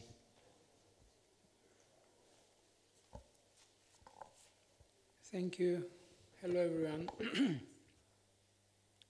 May I have my presentations, please? I have to give two presentations today. This is Graziano's presentation, so may I have mine? In the meantime, I would like to thank Professor Zhenya Vasileva and the International Atomic Energy Agency for inviting me to participate in this Congress and in the workshop tomorrow, this evening and tomorrow also, to thank the president of the Society of the Radiotechnology Society of Turkey, and Dr. Emine from the ministry, right? Okay, thanks. Thanks for the correction. So it is quite a pleasure for me to be here and give these talks. First, I'll start with DRLs, just to clarify a few things, what they are and what they are not. May I translate your openings roughly? I have only 30 minutes, okay. So if you take time, I will. Okay, just roughly the opening. Up to you. Doktor John teşekkürlerini iletti derneğe, dernek başkanlığına, Doktor Vasilyeva'ya, Doktor Emine Bulur'a bugünkü ve yarınki yapılacak çalıştayların öneminden bahsederek bir giriş yaptı ve teşekkürlerini sundu. Please. Thank you. So I'll start with the regulatory requirements and recommendations, and I'll start with the IAEA safety standards publication. This is the international BSS. It clearly mentions that the governments shall ensure that as a result of consultation between the health authority, relevant professional bodies and the regulatory body, a set of DRLs is established for medical exposures incurred in medical imaging, including interventional procedures. In setting such DRLs, account shall be taken of the need of adequate image quality, and such DRLs shall be based on surveys or on published values that are appropriate for the local circumstances. So the agency clearly, with this publication, requires governments to ensure that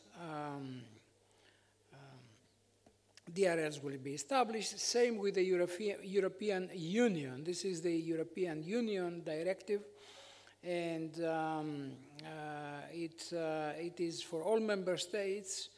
Not important. It is a requirement again. So we are legally bound to follow these requirements to establish and use DRLs and update DRLs. And at this point, I would like to clarify one very, very important point. This should be translated. DRLs are not a dose limit. Burada önemli bir noktayı vurgulamak istiyorum dedi Dr. John. Doz referans seviyeleri doz limitleri değildir diyor. Yani bu kavram kargaşasını ayırmamız lazım der kendisi. Thank you. And the term DRLs was introduced by ICRP. It was in 1996. And then ICRP published some publications in 2007. And then this is the ICRP publication 135 on your right-hand side.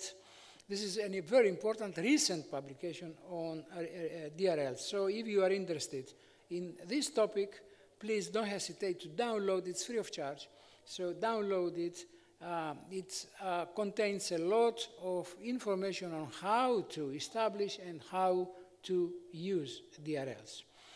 So this is the ICRP 135 recommendation for estimating DRLs. A DRL value is a selected numerical value of a DRL quantity set at the 75th percentile of the medians of DRL quantity distributions observed at healthcare facilities in a nation or region. Can you please translate this? This is the definition of DRL, so if you can translate, that would be fine, just to be sure that we are all on the same page. Bir doz referans seviyesi değeri seçilen diyor bir doz referans değerinin sayısal karşılığı, kantitesidir. %75 oranındaki doz referans değerinin dağılımına karşılık geliyor yani %75. Seviyesindeki karşılığına denk gelir diyor. Evet, bir ülkede veya bölge için tanımlanabilir sağlık bakımı ünitelerinde, yani doz referans değerleri bir bölgeye veya ülkeye göre tanımlanabilir demekte kendisi. Thank you. Now, I will briefly talk about two European projects on DRLs. One is the European Diagnostic Reference Levels for Pediatric Imaging, and the other is the EUCLID, the European Study on Clinical DRLs. Obviously, PIDRL and EUCLID, these are acronyms. Again, during the workshop, we'll have the opportunity to discuss more about our experience from these projects. But right now, I will just give you an overview. The main objective of PIDRL was to agree on a methodology for establishing and using DRLs for pediatric imaging. So PIDRL was on pediatric imaging. And we had to answer many questions. We asked many questions we had to answer about DRLs. How do we define local, national, and regional DRLs? We have 3 different categories: local, national, and regional. How do we establish them? Should we incorporate clinical indications? I'll discuss about this point, this is important, about clinical indications. Do we establish anatomical DRLs or clinical indication-based DRLs? How should DRLs be used? Which examinations should have DRLs? Pediatric DRLs, how do we categorize patients, and so on and so forth. So this is, the last question is very important for pediatric patients. How do we categorize them? And the PI-DRL project recommends that we categorize pediatric patients by weight for body examinations and for head examinations by age. And we provided tables with these tables with the recommended weight groups and age groups and equivalence, as you can see on the table on your right-hand side. And we also provided tables with European pediatric DRLs for radiography and fluoroscopy and computed tomography for countries without pediatric DRLs. So if a country doesn't have DRLs for pediatric DRLs, then this is helpful, meaning that until the country establishes DRL, the authorities can have a look and compare doses with the European pediatric DRL values. And from PI-DRL, I will move to Euclid. The Euclid was about adult DRLs, and we established DRLs at a European level. So the main objective of Euclid was to conduct a survey in order to define DRLs. So it was a great experience for us to understand, I mean, firsthand, to experience the difficulties, because theoretically it is easy, but in practice the devil is in the details. So I'll start with the anatomical versus clinical DRLs. Do we need anatomical DRLs or clinical DRLs? And the answer is clinical. We need clinical DRLs. Why? Because for the same anatomical region, we have different protocols. For example, for computed tomography, for the abdominal anatomical area, we can have a clinical indication protocol for kidney stones and another for appendicitis. And these 2 protocols are completely different. They require different image quality and, of course, different patient doses. So we need different DRLs. The bottom line is that we need to establish DRLs for clinical indications for each anatomical area. This is the organizational chart of Euclid. I'll skip this. And first we had to define the list of clinical indications for which DRLs should have been established. And on your left-hand side, there is the list of Euclid computed tomography anatomical locations and clinical indications. And on your right-hand side, 4 interventional radiology DRLs, clinical tasks. So we established DRLs within the Euclid framework. We established DRLs for computed tomography, 10 clinical indications for computed tomography, and 4 clinical tasks, interventional radiology clinical tasks. And the reason I present this slide with the scientific board members was because their role was very important. Their role was to clean the data of his or her country's hospital for verification purposes. This is the big problem with DRLs, is that we have big data. Big data means we need to, big data is not always clean data. And in English language, there is an expression, garbage in, garbage out. So we need to have clean data, or clean the data, or find a way to clean dirty data, or if it is possible to get, this is the best, of course, the best approach is to make any effort to have from the original source, we have to have the original clean data. So, but in practice, you cannot have really clean data. You have to clean them somehow.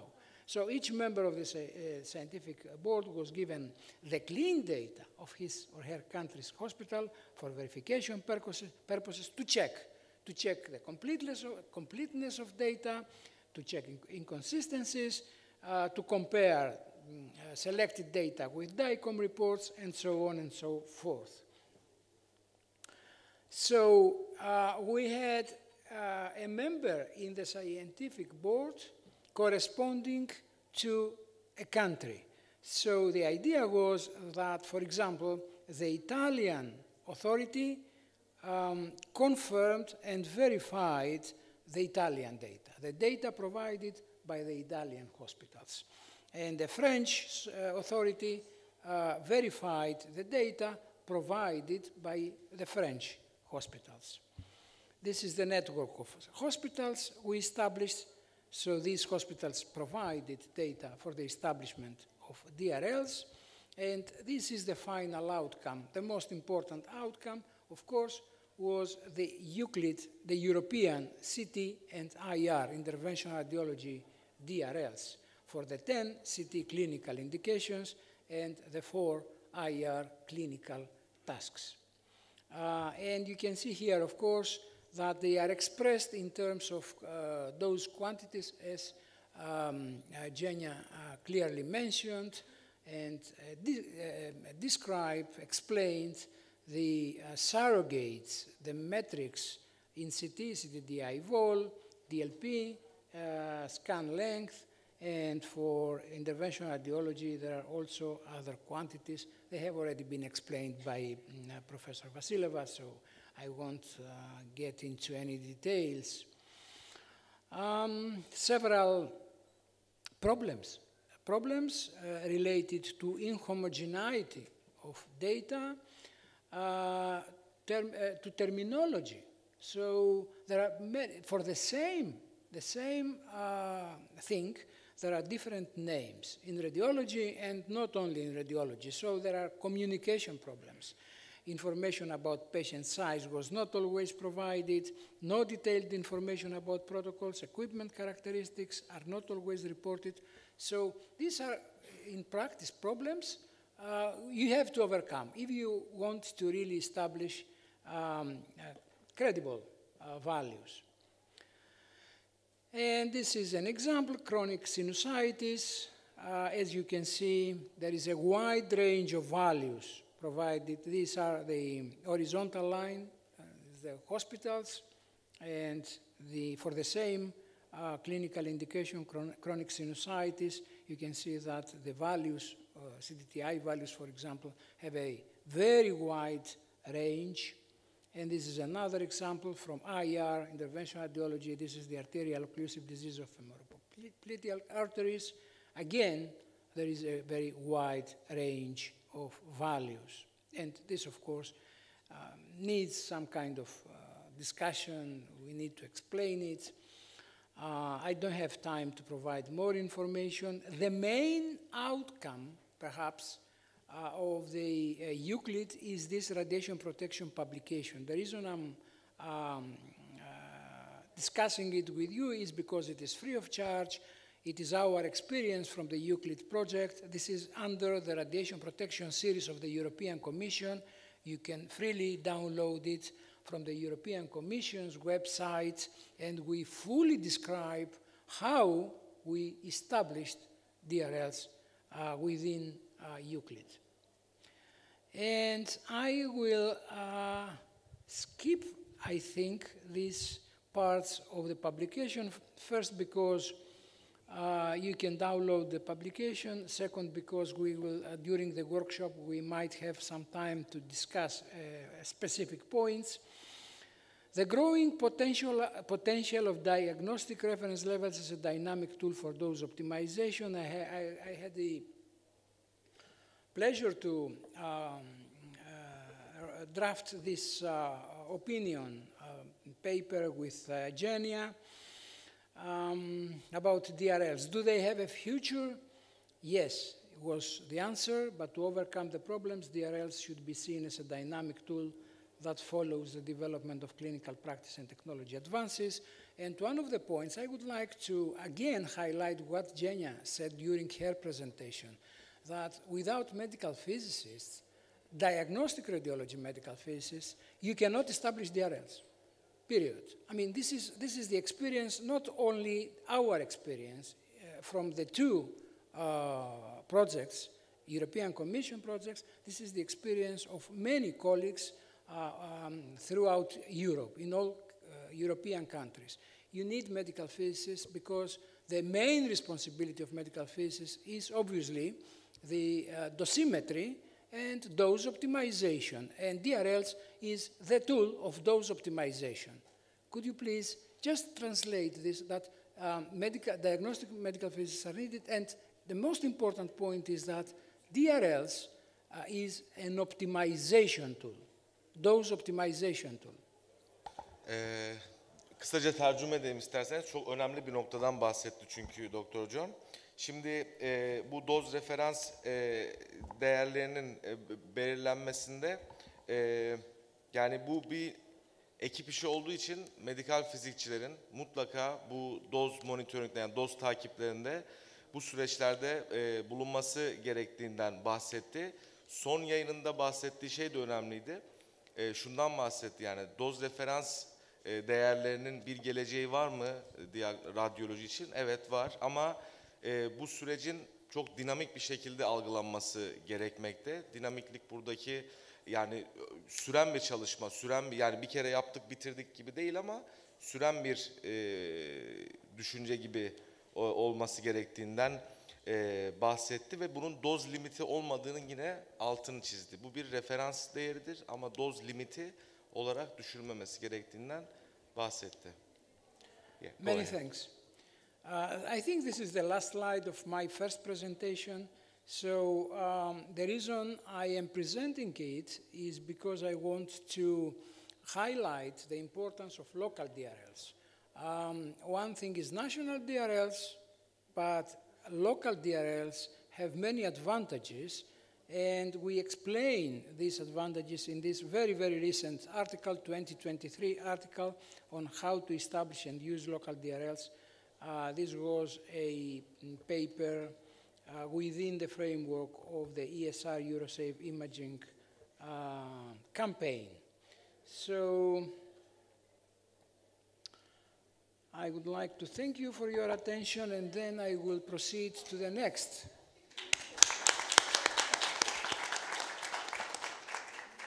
Thank you very much for this informative, descriptive presentation. We appreciate. I understand that there will be a discussion at the end, or yeah. So, but happy to take any questions. There will be a discussion part of the panel, so okay, we will be discussing more. Yeah, yeah. So I will go to the. Oh, this is Graziano's presentation. I have a. We have to secure his rights. Sorry.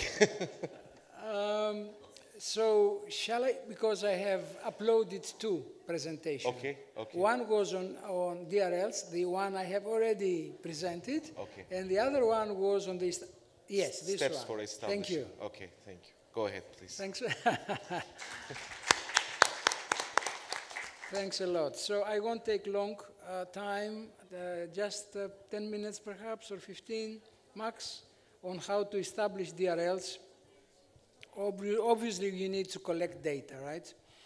And to collect data, you need to conduct a survey. This is very important, of course, to conduct a survey for some examinations.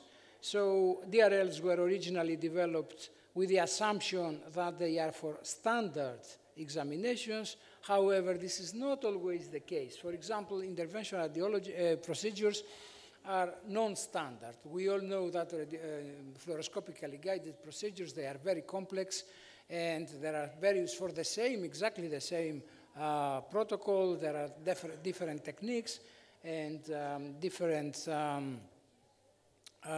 experiences of interventional radiologists. Can we set DRL values using fandoms? The short answer is no. This is not appropriate, although fandoms can be used to get some raw data, let's say, to get some idea about doses and about DRLs. But we all are very active in the hospitals. We have patients, we have patient data. So I really see no reason to use fandoms instead of surveys. Now, this is a very important table. According to the ICRP publication 103, presented in my previous talk, examinations for which DRLs should be established. And as you can see, this is only the first part of table 2.1. There is a very long list of modalities, anatomical regions, and this table is not include clinical indications. And the ICRP provides the examination, if DRL is recommended for that examination, obviously for various clinical indications and or various anatomical regions, and the method of assessment. As you can see, patient survey is recommended in all cases, patient surveys, with the exception of dental radiography. Dental radiography, because doses are more or less, they don't vary considerably between patients, among patients. And this is the second part of that table. So it's a long table including radiography, fluoroscopy, computed tomography, interventional radiology procedures, nuclear medicine procedures. We should not forget nuclear medicine here, even bone densitometry. And ICRP provides information about also the priority. Some of those examinations and techniques, they are first priority, and we really have to determine DRLs for those examinations. Some others are lower priority because patient doses are lower, for example, or because the frequency of examination is very low. ICRP provides some information about local, national, and regional DRLs.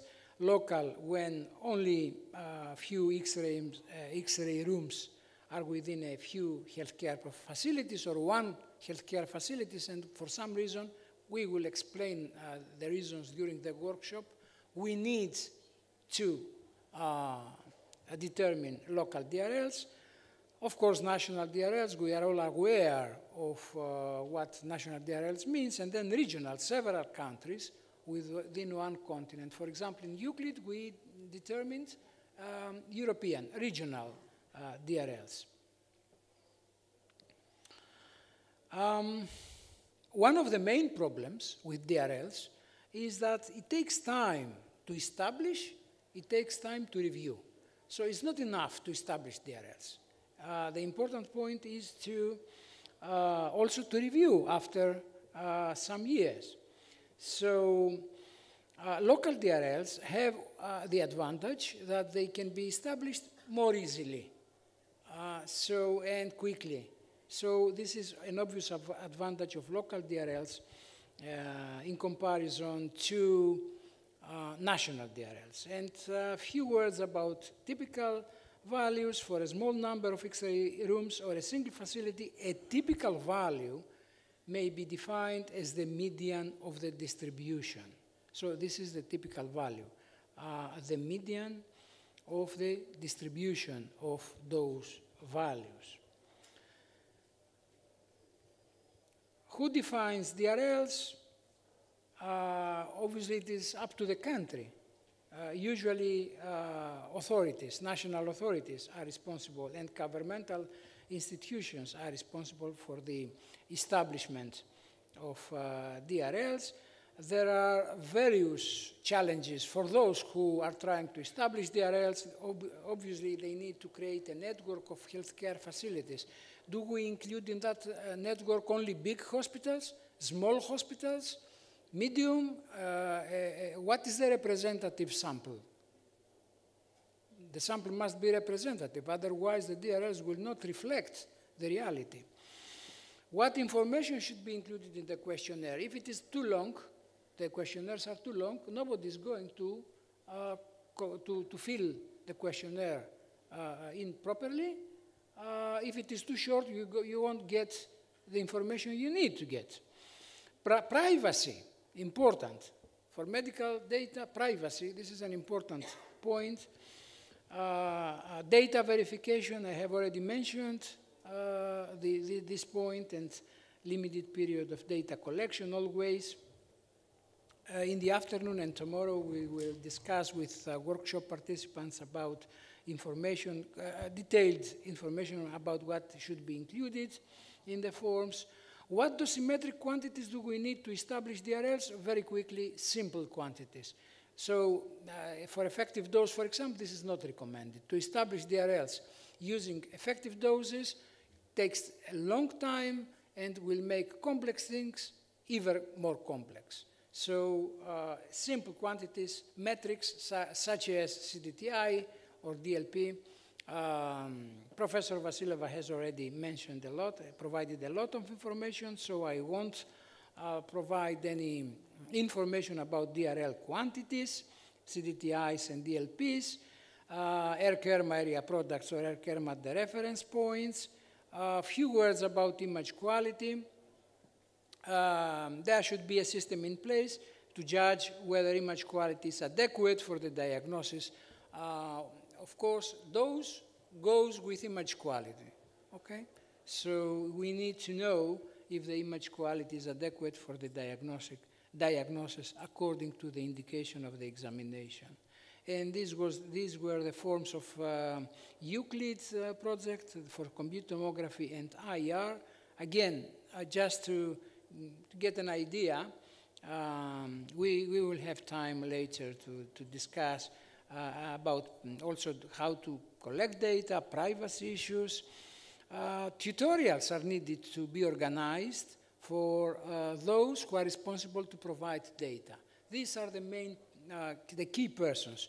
We named them data managers in each hospital.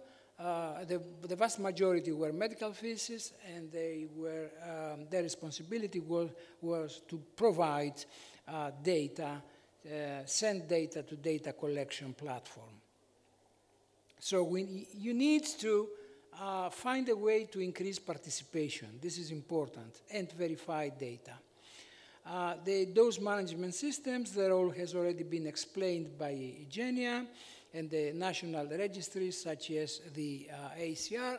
Few words, and this I will finish my presentation with these two slices, the role of artificial intelligence. I believe this is the road ahead. This is the way forward. This is the future. Why? Exactly because we have big data, and we need to process them very quickly, to establish DRLs very quickly. So this is a very, very recent work, has been submitted for publication. This is for EVAR procedures, endovascular aneurysm repair procedures. You need a lot of time to collect data from interventional radiology procedures. The question is, can we get this data automatically? This is the question. If we can take in seconds, then the problems are solved. And this is a way, one approach, the approach we took was to get the dose reports and develop an artificial intelligence model to collect the data automatically, to read the data from the files. So the air-Kerma, the total TAP, all other matrices. So the files are stored. This is the idea, and this is explained here, how those images are converted into grayscale images, and then they are divided into sub-images. So the model, the AI model, reads, understands the values and needed for the establishment of DRLs, and then calculates automatically the quartiles, and in Excel file, everything is provided automatically, histograms and everything. So some of our results. I think this was the last slide, and I would like to thank you for your attention. Thank you very much. We really enjoyed. Please go ahead.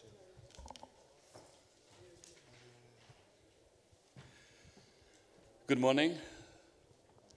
May I ask you to translate this first part? Of course. I would ask the audience, everybody to stand up, please. Lütfen ayağa kalkabilir miyiz dedi. And let's Dr. do like Graziano. this. Okay. You can do. Okay. Stretch. Now you are ready. Thank you. You can. Okay. Thank you very much. It was needed for the saloon, yeah. You read my mind. Okay. Obviously, I would like to start by thanking the Turkish Society on behalf of my dear friend Mehmet. Thank you for the invitation, and especially special thank for the Dr. Jenny Vasileva and the agency for bringing me here for the first time in Turkey.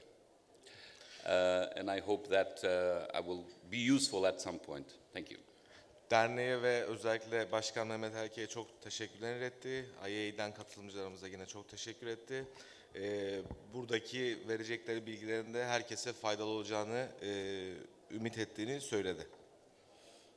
Great, thank you. Yeah, go ahead, okay, so I will try to give use the title of the topic with a practical example to try and make it easier. So I come from Portugal, a very small country, as you can see, and especially from the middle of Portugal, a city called Coimbra, and that's the tower of the old university, which is the 5th oldest university in the world. And you are all invited to go there. I think that the presentations will be given to the audience at the end, so I will skip reading the text, but it's important that at the end you have an overview. So let's go for the example about why we need DRLs and why they are important and what happened. So basically, when we look at the technological development, what we find is that technology goes inside our departments every day, and basically we don't change our behavior.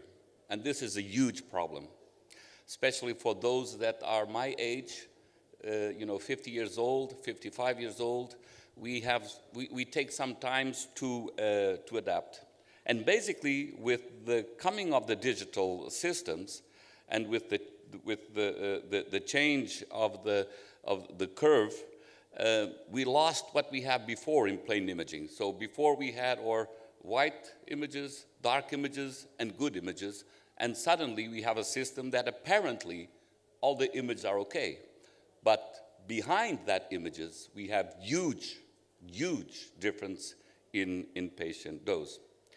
So this is something that, especially for some campaigns, that we need to stop and go back to basics. In pediatrics, and I think this is challenging for everything, we have this problem, the age, the height, and the weight, and especially the difficulty in defining what we call a standard patient.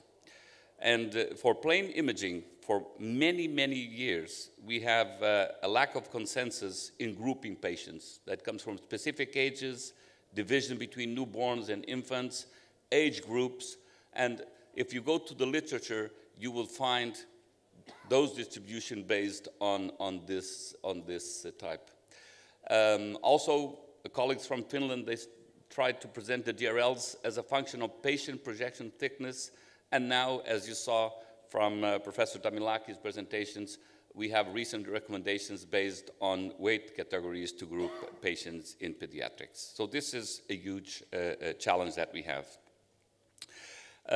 Just for you to highlight some data, and again, a challenge from pediatrics, is if we group by age, if you see, we can have patients that goes from 14 to 150 kilos. So obviously, and if we are talking about plain imaging, the influence on the dose of the patient weight in the dose is very, very big. Now, we could do dose collection, as everybody is talking about doing dose collection, but if we don't see small details on what is happening before these dose collections, we will get, I will show you some problems. Now, this is an example of 2 digital hospitals for chest X-ray for DR systems. And as you can see, this is a grouping on the horizontal line. We have the age groups, and here we have the exposure time for chest X-ray. And obviously, the main question is, why is this happening? This should not be happening anywhere in the world, but this is basically the reality in the majority of the departments. This is a study that we published in 2011 just to show you that the yellow column was a screen fill, was the first data collection for CR systems. Then an optimization process was implemented on the phase 2 and phase 3, and then they changed to a new hospital, totally DR system, and they went into the red column. So this is a proof that when you shift technology, even to a new hospital, new equipment, what should be expected is that we should be better than the phase 3, and what we get is even worse than the phase 1 with CR. And that again has to do with behavior, because the individual behavior of each radiographer working is very, very important. Now look at this example about, again, chest X-ray, 3 hospitals, and let's just look at the exposure time for chest X-ray, and the variation goes from 2.9 milliseconds to 25 milliseconds from hospital B to hospital C. Again, this is something that cannot happen, and basically the reason why, when you check the behavior on, for example, choosing the KV for chest X-ray, from the, I don't know how many, 50 radiographers, each one has its own decision on choosing the exposure parameters. And this is something, again, that should not happen. About optimization, it's very important to understand that this is something that should be made on a daily basis in the hospital, involving medical physicists, radiographers, and radiologists. It's the only way to do it. Of course, if you don't have, you should start, but the objective should be to involve these, at least these three professions. And as saying that last bullet point, there should be a close link between the radiographer, the medical physicist, and the radiologist to provide a greater opportunity for optimization. For one main reason. First, optimization should mean lower dose with the best diagnostic image quality, not the best images. The vendors of the equipment, for many years, to sell the equipment, they were telling everybody, we have the best image. We don't need the best image. We need the best diagnostic image with the lowest dose. And this is the message. Do you want to translate this just for a moment? Because this is quite important point. Şundan bahsetti aslında. İki tanımı ayırmamız lazım dedi. Çok iyi, en iyi imaj, en kabul edilebilir imaj. Biz hangisini istiyoruz dedi. Çünkü dedi yıllar boyunca özellikle ticari firmalar kendi ürünlerini pazarlarken, kendi ürünlerini tanıtırken müşterilere biz en iyi görüntüyü sağlıyoruz, en iyi imajı sağlıyoruz diye bunları tanıttılar. Ama dedi bizim buna ihtiyacımız yok. Bizim aslında diagnostik bulguları, o kaliteyi en iyi yansıtacak görüntülere ihtiyacımız var der kendileri. Thank you. Was a great point. Are you sure you translated? Because you used more words than I did. It's the lucky or unlucky point of the Turkish language, actually. Yeah. Okay. It's not simple as English. Okay. That's why. Perfect. I thought sometimes you were talking about football and the fact that we have a Portuguese No. trainer here. With the Portuguese, I wouldn't deal with the football. Okay. Respect. About optimization, and especially for pediatrics, but it's the same even for adult patients, especially patients under acute pathology or acute clinical situations. The patient positioning and immobilization is very important. Another very important issue, and again, if we only collect those and we don't take care of this, we might be looking and everybody be happy because we collect those, but we should be looking what is happening to have those doses. For example, the field size, if we collimate or not, as you can see, this will have a huge impact. The use of protective shielding when appropriate, and the optimization of radiographic exposure factors. We cannot have that kind of behaviors with, each person chooses, because it's what I call the I effect. I like it better, I prefer, I do this for the last 20 years, I'm the best. And because of that, we have different behaviors and with different doses. For example, about beam collimation, this is something that happens. So the yellow line, or the orange line, represents what normally people do to make an exam. And then if you go to the red line, should be the anatomical area that should be exposed. So using a correct beam limitation is crucial to avoid unnecessary radiation outside the area of interest. Now, if you remember what Genia and John showed us, those area product or Kerma area product is directly dependent on this value. So if we open permanently the diaphragm, the collimation, obviously we will have a huge difference in the value of CAP. So before or doing the RLs should make us look to these details. And again, what digital imaging brought to the system is now all radiographers are perfect. Because even if they have the collimation completely open, then they go there and crop the image and show everything perfect, and everybody says, wow, what an image. But what can happen is that, for example, if you check here, I don't have a laser, but if you see here, the cropped area in some cases can go to 25%. And just for you to have an idea, for each square centimeter that you have more open, the collimation, it contributes to 9% to the increase of the CAP value. So collimation is very, very important. And the collimation should be mechanical collimation, touching the collimation, and not cropping the image. Okay, do you want to? Okay. This was another important point because doktor şundan bahsetti. Aslında bu eski klasik yöntemlerden sonra dijital yöntemlerin hayatımıza girmesiyle bazı teknikerden kaynaklı problemler azaldı gibi görünse de, örneğin buna kesme dahil, yani geniş kolimasyon alınsa bile biliyorsunuz dijital sistemlerde bunlar kesilebiliyor, ama şunun da unutulmaması lazım. Her 1 santimetre karelik ekstra kolimasyonda %9'luk bir doz fazlalığı olmakta. Bununla dikkat edilmesi gereken bir nokta. Thank you.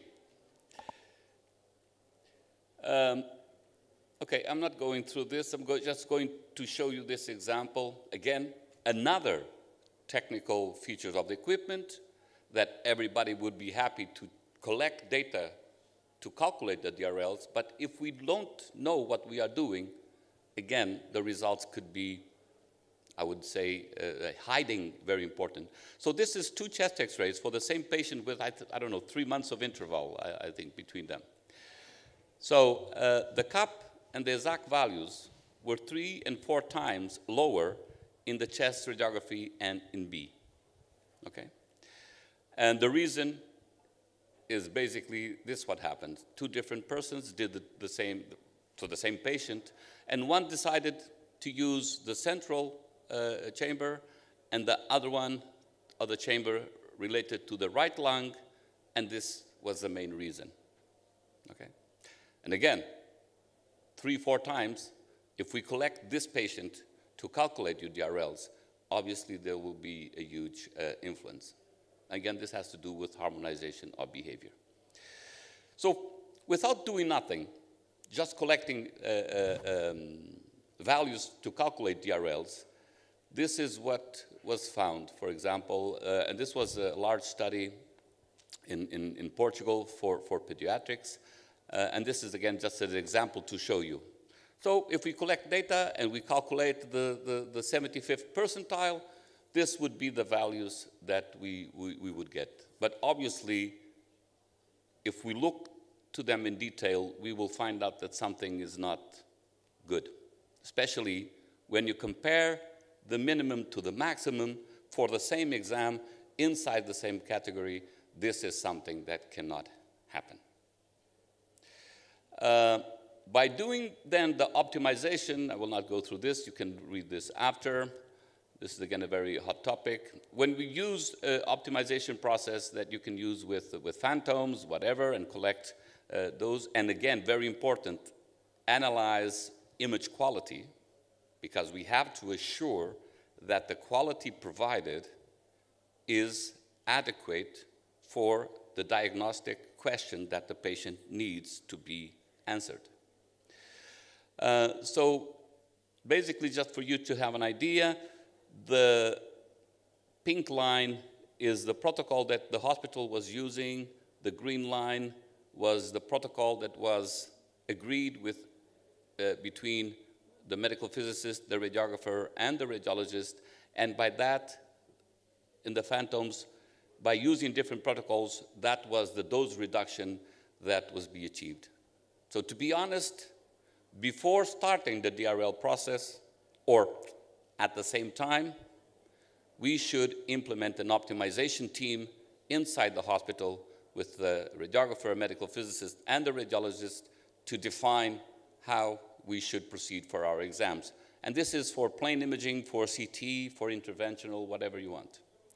And obviously, guarantee that the image quality is appropriate.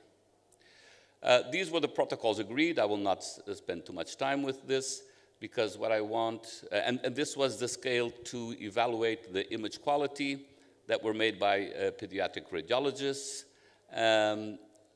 Okay, let me just show you the results.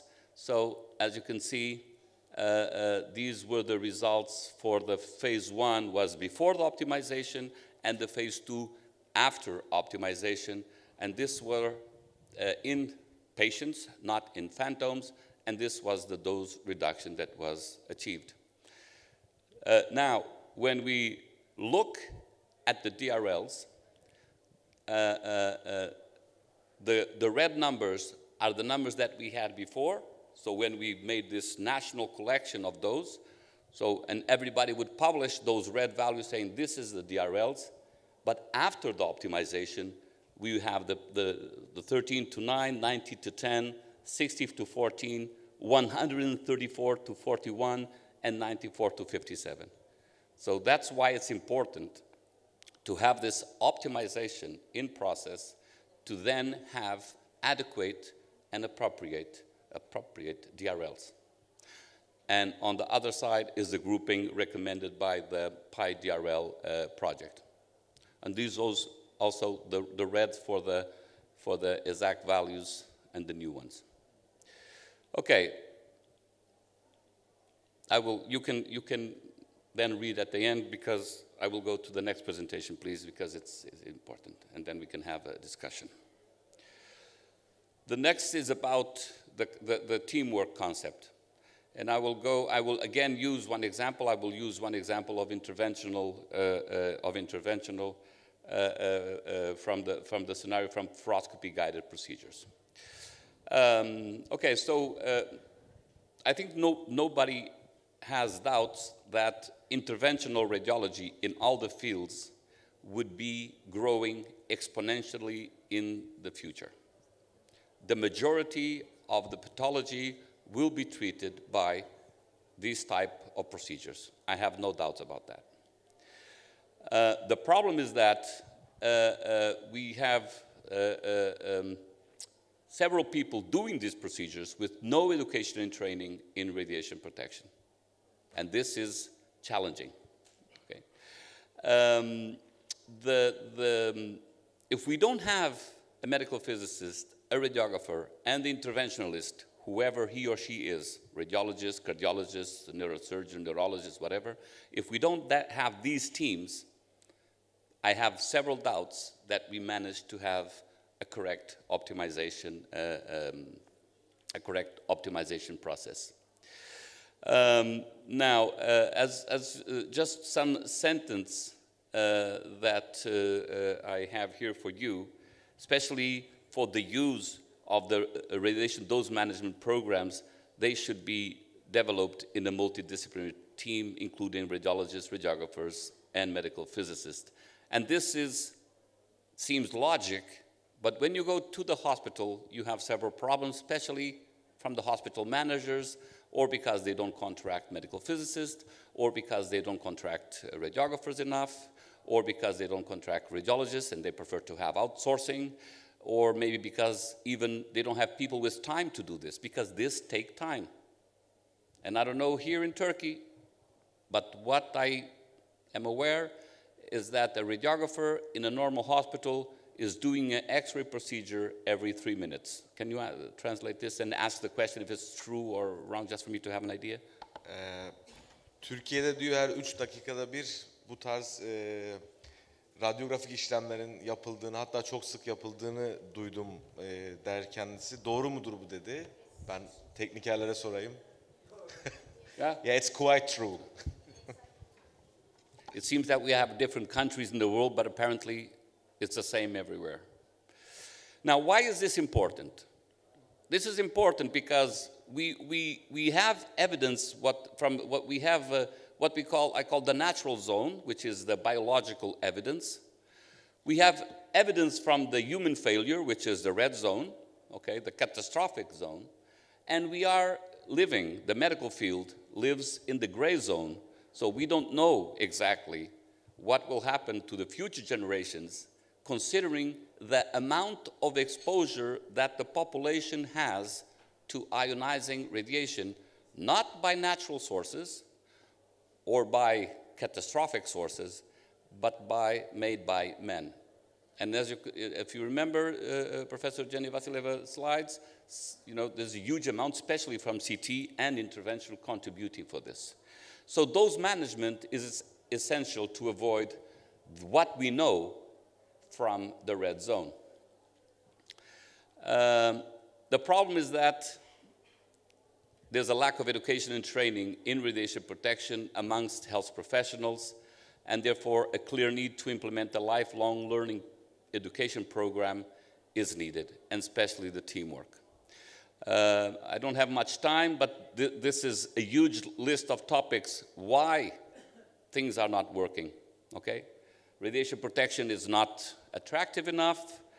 The new clinical practice in each modality are more attractive, lack of education training, lack of involvement of heads of the department, not the manager hospital, the radiographer boss and the radiologist boss, in the majority of the cases, they don't care about this. And there's a pressure of the management of the hospital to produce more, and there's a lack of good practice indicators and lack of teamwork. For ages, we have been working in silos, different professions, and I think this is very important. The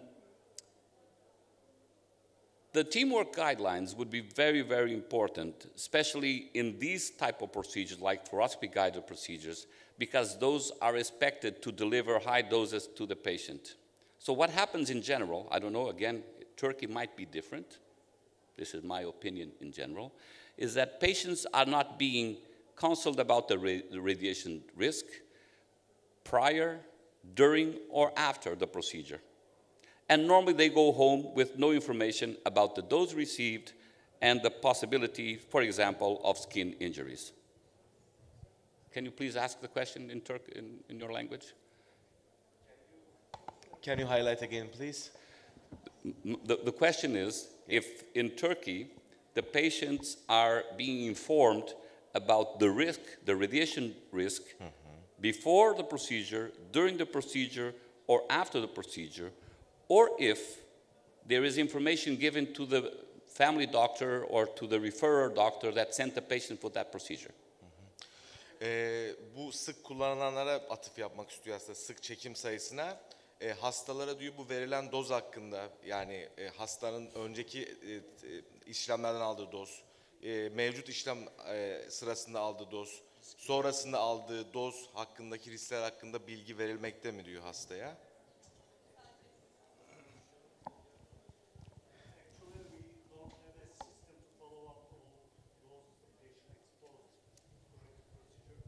Especially in the cath lab, we intervene the patients with a lot of time for the interventional cases such as EVAR, TVAR, TAVI, but we don't know what happens after the procedure for the patient's skins.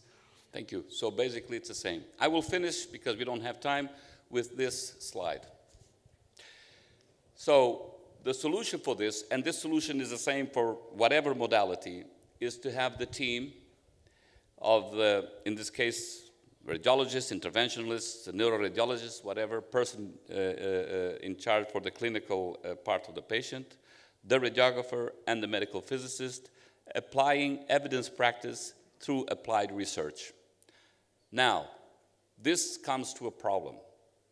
So we have two problems that yesterday during dinner identified in Turkey. Problem number one, you don't have medical physicists working in diagnostic imaging, or very few. So you need more medical physicists in Turkey. Problem number two, and obviously for me the biggest problem, it's not possible in the 21st century to have radiographers working in the field that is the pillar of modern healthcare, imaging, with the 2-year education program for radiographers. It's not possible. Okay, it's possible. If we go 300 years ago, there was no education for medical area. So they started, you know, if you remember, was the guy who take care of the horse, took care of the tooth, and was also a medical doctor. 300 years after, it's a well-established profession. If you ask me if it's necessary to have 6 years of medical education to do one specific medical specialty, probably not. But this is how the system was developed, and it's a good system. If you ask me if it's possible to have a radiographer doing research, developing the field of knowledge of the profession with a 2-year program in the 21st century in a developed country like Turkey, the answer is obvious. No. So we need to change that. Thank you.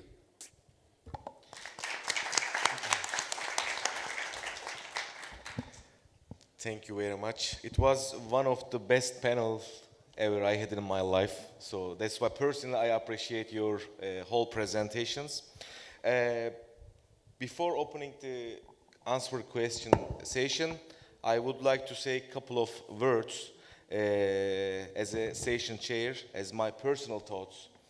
As a radiation physicist who worked in Turkey for years, except last 5 years, I would like to raise an issue. Actually, all of you have emphasized in your presentations. I believe the dose management, including the dose management, dose monitoring, and using this data, establishing some reference levels and reaching to optimization, it's a challenge in Turkey. I agree, it's a challenge in the whole world, but if we further focused on Turkey, it's a great challenge. And I believe the challenge came from the lack of the medical physicist. I'm saying it as a radiation physicist, right? So we, association, other stakeholders in the country, we have to insist on the presence of the medical physicist as a permanent staff in the hospitals. So I believe none of the optimization, neither dose optimization nor the reaching to the best safety level for the sake of the patients, is not possible without any medical physicist. So it's like it's a huge challenge. So we have to insist. So this is also my message to the association. So they may underline, they may emphasize the needs for the medical physicist in the hospitals. Right, but for that, from that front, the radiographers should also agree about the importance of the medical physicist. I simply remember my first presence in this association. There was a huge resistance from the radiographers.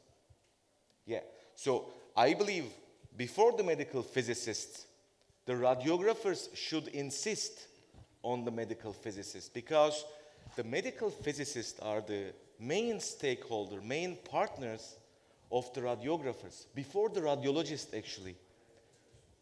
I believe Dr. Emine, she agree with me, right? I'm really wondering about your thoughts as well. Thank you very much. We really appreciate. You really underlined many important points that we should think about it from the country-wise.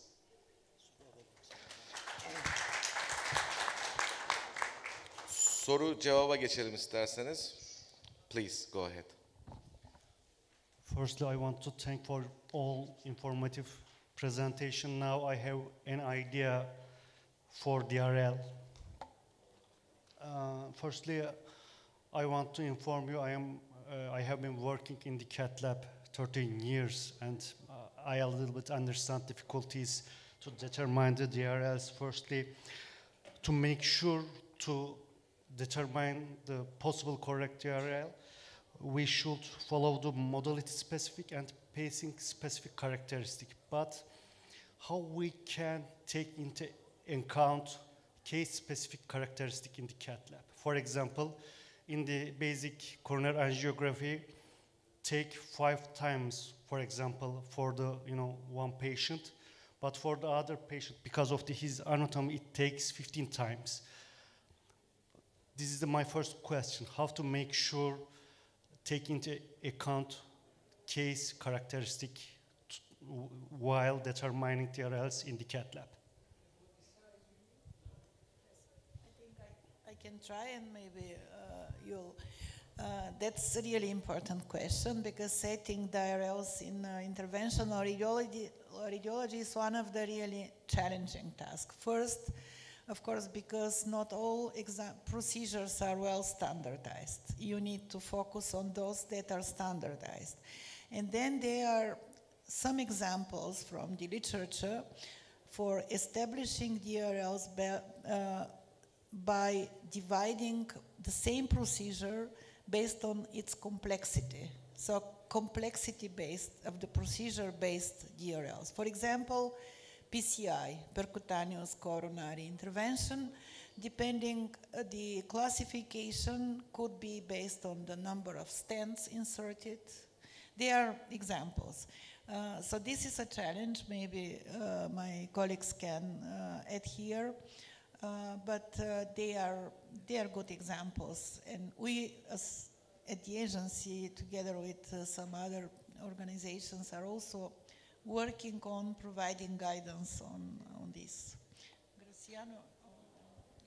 I fully agree with Jenny. I just want to add that it is important to collect a big number of examinations, which is a challenge for IER procedures. We don't have for all procedures high frequency of examinations, and especially for pediatric IER procedures, sometimes they are very, the number is very low. So what is important is to get data from all examinations performed, perhaps, in order to somehow normalize some characteristics. And that's why I do believe that we need the help of modern technology, such as the DMS, the dose management systems, the registries, and the AI, as I have already mentioned during my talk. Thank you. Can I just a comment, because this is a very important point you have raised, and Jenia replied. So the complexity. There are some papers published about the defining different complexities for interventional cardiology, but they're much more than the complexity. If you look in the experience of the interventionalist, for the same procedure, even if it's easy procedure, a diagnostic procedure, you can have 5, 6, 8, 10 times more dose in the patient or in the procedure with operator A compared to operator B. That's why we need a huge amount of data. But that is something that worries me more. It's the difference of the experience in the operator, which has huge impact in patient dose. And I hope in the future, I believe more in AI than a dose management system. Because dose management system at the moment has one major problem, is that if we don't guarantee that the data that goes in is good and accurate, what we have is a principle of garbage in and garbage out. So it's very, very important to guarantee that what feeds the dose management system is accurate, is realistic, are in the same units, because Jenia showed a very important slide with different units, and we have in some cases seen in the same hospital different equipments sending to the same dose management system different units without nobody noticing. That's that. Okay. Actually, there is another factor to affecting the DRLs, in my opinion, the access point for the same cases. For example, radial access, femoral access. There's a lot of, criteria to take into account.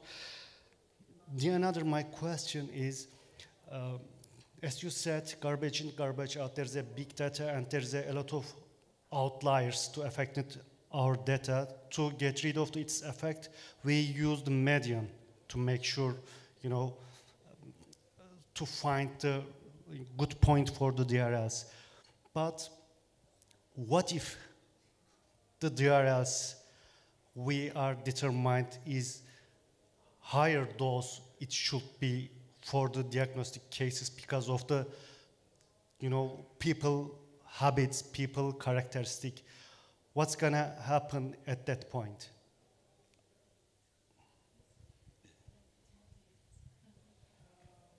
Exactly. So again, those reference limits, those reference levels are not limits. I got that. Those limits, they are levels. And this is an optimization tool rather than a dose limitation tool. I agree with that. Just a comment, because Jenia says several times that the establishment of DRLs and the optimization is a process. Okay. So you have to do this on a continuous way, permanent way. You cannot set the DRLs and be happy and everybody claps hands because we have a DRLs. You have to establish the DRLs and implement a system, internal system, to review those DRLs in the regular way. Maybe just to add here that's why when we collect data, we don't collect only those indices. I think John highlighted that we need additional data that are, for example, some of the parameters of the procedures that we can use in the analysis. When we see that, for example, those 25% of the hospitals that have doses higher than DRL, median values, typical doses higher than DRL, then we go into each of these and look deeper. What is the reason? Why this, for example, facility has performed the same exam as the others, but with dose that is 10 times higher? And normally for this, we need a set of parameters in order to be able, because if you have only CTDI values or only DAP values, you don't have the background for analysis. And considering that DRL is not, we don't aim to set DRLs. DRL is just the first step in the process. It helps us optimize procedures. In order to be able to optimize, we need to know, for example, in interventional radiology, we need to know at least those controllable or recordable parameters. For example, what frame rate was used for fluoroscopy, what pulse rate was used for acquisition for CineMod. What was the fluoroscopy time? That's not the only indicator, but one of the indicators. So in the publication that I showed on the end, there is a list of parameters that need to be recorded depending on the modality. I think it's similar in the ICRP publication, but it's more extensive in the I take this opportunity to emphasize something. Some people think that establishing DRLs is something like statistics or a job of a data scientist. No, it is not data science, it is no research, it is no statistics. Maybe some statistics is involved, obviously, basic statistics, but it is the whole dosimetry is involved. The whole dosimetry. So if you are not an expert in compute tomography, you cannot establish, in my opinion, and you cannot properly even use DRLs. You must be an expert on compute tomography dosimetry, you must be an expert on interventional radiology dosimetry, and deep dosimetry sometimes, to explain why.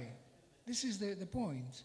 So, and that's as Graziano mentioned, we need a team approach, and this team must include medical faces because we are working on dosimetry.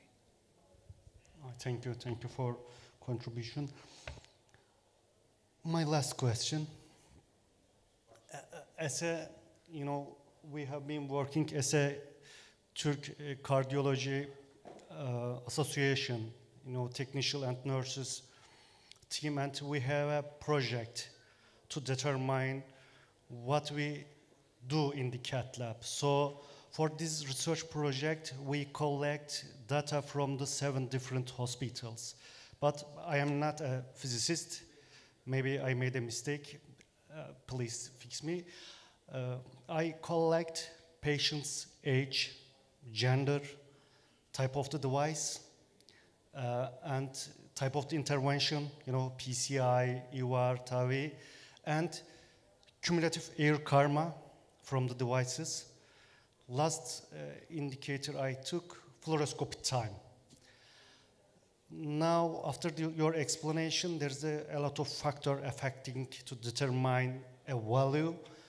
I am asking, this project is valuable for a research.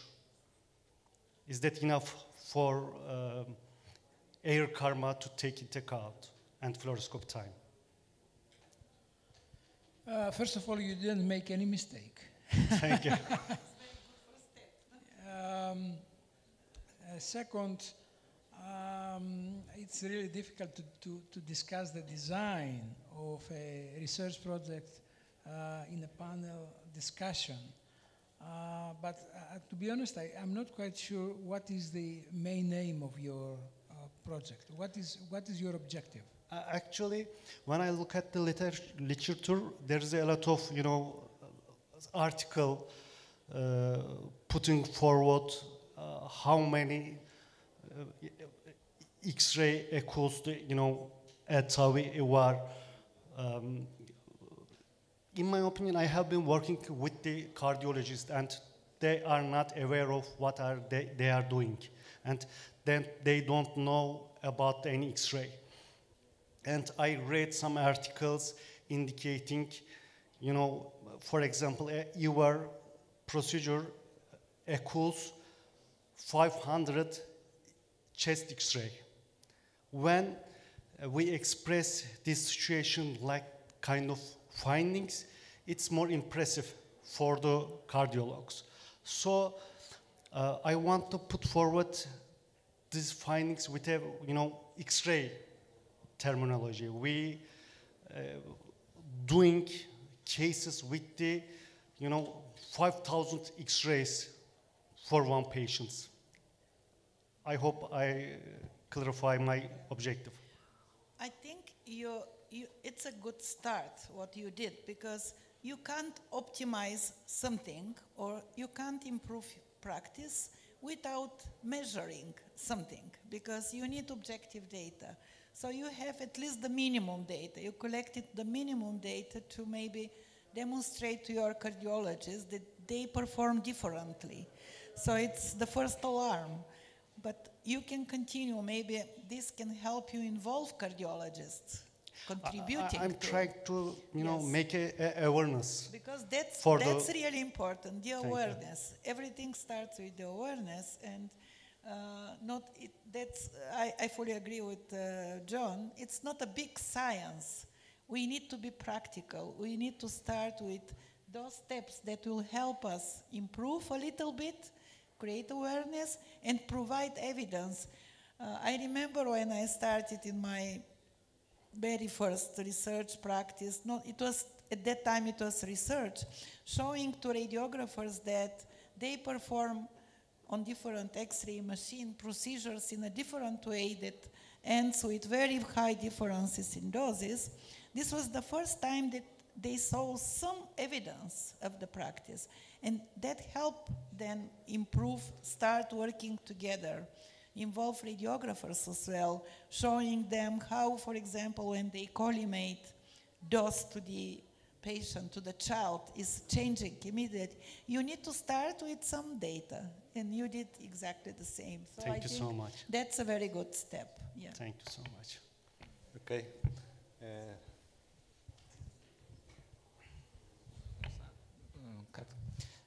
Ben gerçekten çok mutlu oldum. Özellikle Mehmet Bey'e çok teşekkür ediyorum. Yani bu toplantıda olmamız bizim için gerçekten böyle bir heyecan da verdi. Burada özellikle Sağlık Bakanlığı yetkilileri, TEMMAK'tan, yine Cİ'den arkadaşlarımız ve Uluslararası Atom Enerjisi Kurumu'ndan misafirlerimizle olmaktan çok mutluluk duyduk. Uğur Bey'in de bahsettiği gibi, yani biz bir önceki projemizi bitirdikten sonra ne yapalım diye düşündük. Türk Kardiyoloji Derneği Biz Hemşirelik Teknikerlik Proje Grubu olarak bu alanda, yani fluoroskopi biliyorsunuz her zaman için bir enstantanedir. Her zaman tomografiyle yarışır ama tomografide standartlar belli oldu. Bizim standartlarımız asla şu anda belli değil. Ve o kadar geniş alanlara invaze olmaya başladı ki, yani kalp damar cerrahlarının yapmış oldukları bazı alanlardayız. Bazen nöroradyolojideyiz. Bu esnada tabii ki biz de bunların dozlarını bir ortaya çıkaralım, almış olduğumuz veya hastaların almış olduğu dozları ortaya çıkaralım diye çok merkezli bir çalışmaya başladık 6 ay öncesinde. Yalnız burada Sağlık Bakanlığı özellikle teleradyoloji sistemlerine yapmak istiyorum, bir iletim olacak. Hala bizden bu dozları istemiyorsunuz. Dozlar hala size ulaşmıyor. Tomografide başlandı. Aslında bizde de başlanması çok iyi olacaktır. Biz kendimiz şu anda bu verileri girmeye başladık. Ben 3 aydır tüm verileri giriyorum ve harika daha doğrusu kendi açımdan harika sonuçlara şu anda ulaştım. Bunların ham verilerini çalışmamızdan sonra zaten sizlere iletmiş olacağız. O konuda ne kadar hızlandırabilirsek aslında hem yani interventional kardiyoloji değil, aynı zamanda interventional radyoloji kısmından da bu verileri çekebilirsek harika olacaktır. Teşekkürler. Şöyle, buna ben cevap vereyim isterseniz. Aslında Sağlık Bakanlığı teleradyoloji birimi şu anda sadece tomografi almıyor. Direkt grafi, tomografi, anjiyo, hatta en son mide ve kolonoskopi görüntülerini de saklamaya başladık. Şu an En son aslında bütün onlar da görüntüleri geliyor. alıyoruz. Tüm modaliteleri aslında Tüm modaliteleri alıyor. alıyoruz. Sadece şöyle bir sıkıntı var bildiğim kadarıyla. Pandemiden dolayı bir mecburiyet tutulmadı. Çünkü daha önceden bir mecburiyet vardı. Ondan dolayı çok tetkik istendiği için biraz kısıtlama getirildi. Tahmin ediyorum yakın zamanda tekrar başlarlar diye düşünüyorum. Ben şöyle özetleyeyim aslında. Şimdi dozu sizden istemiyorsunuz dediniz. Teşekkürler öncelikle katkınız için. Dozu aslında biz şöyle yapıyoruz. Sizden zaten istemiyoruz dozu. Biz zaten tüm hastanelerle, tüm sağlık tesisleriyle entegreyiz. Oradan bize zaten HL7, DICOM'lar, o DICOM içindeki tagler, meta tagler vesaire bütün SR'lar, bütün veriler zaten içerisinde geliyor. Biz kendimiz bir uygulama veya işte bunu dışarıdan satın alabiliriz, kendimiz geliştirebiliriz. Biz burada aslında amacımız o verilerden işte hocalarımızın, Emine hocamın, hocalarımızın katkılarıyla o verilerden biz bu doz hesabını nasıl yaparız, diğer elleri nasıl hesaplarız? Aslında temel hedefimiz burada bu. Evet, bir şey.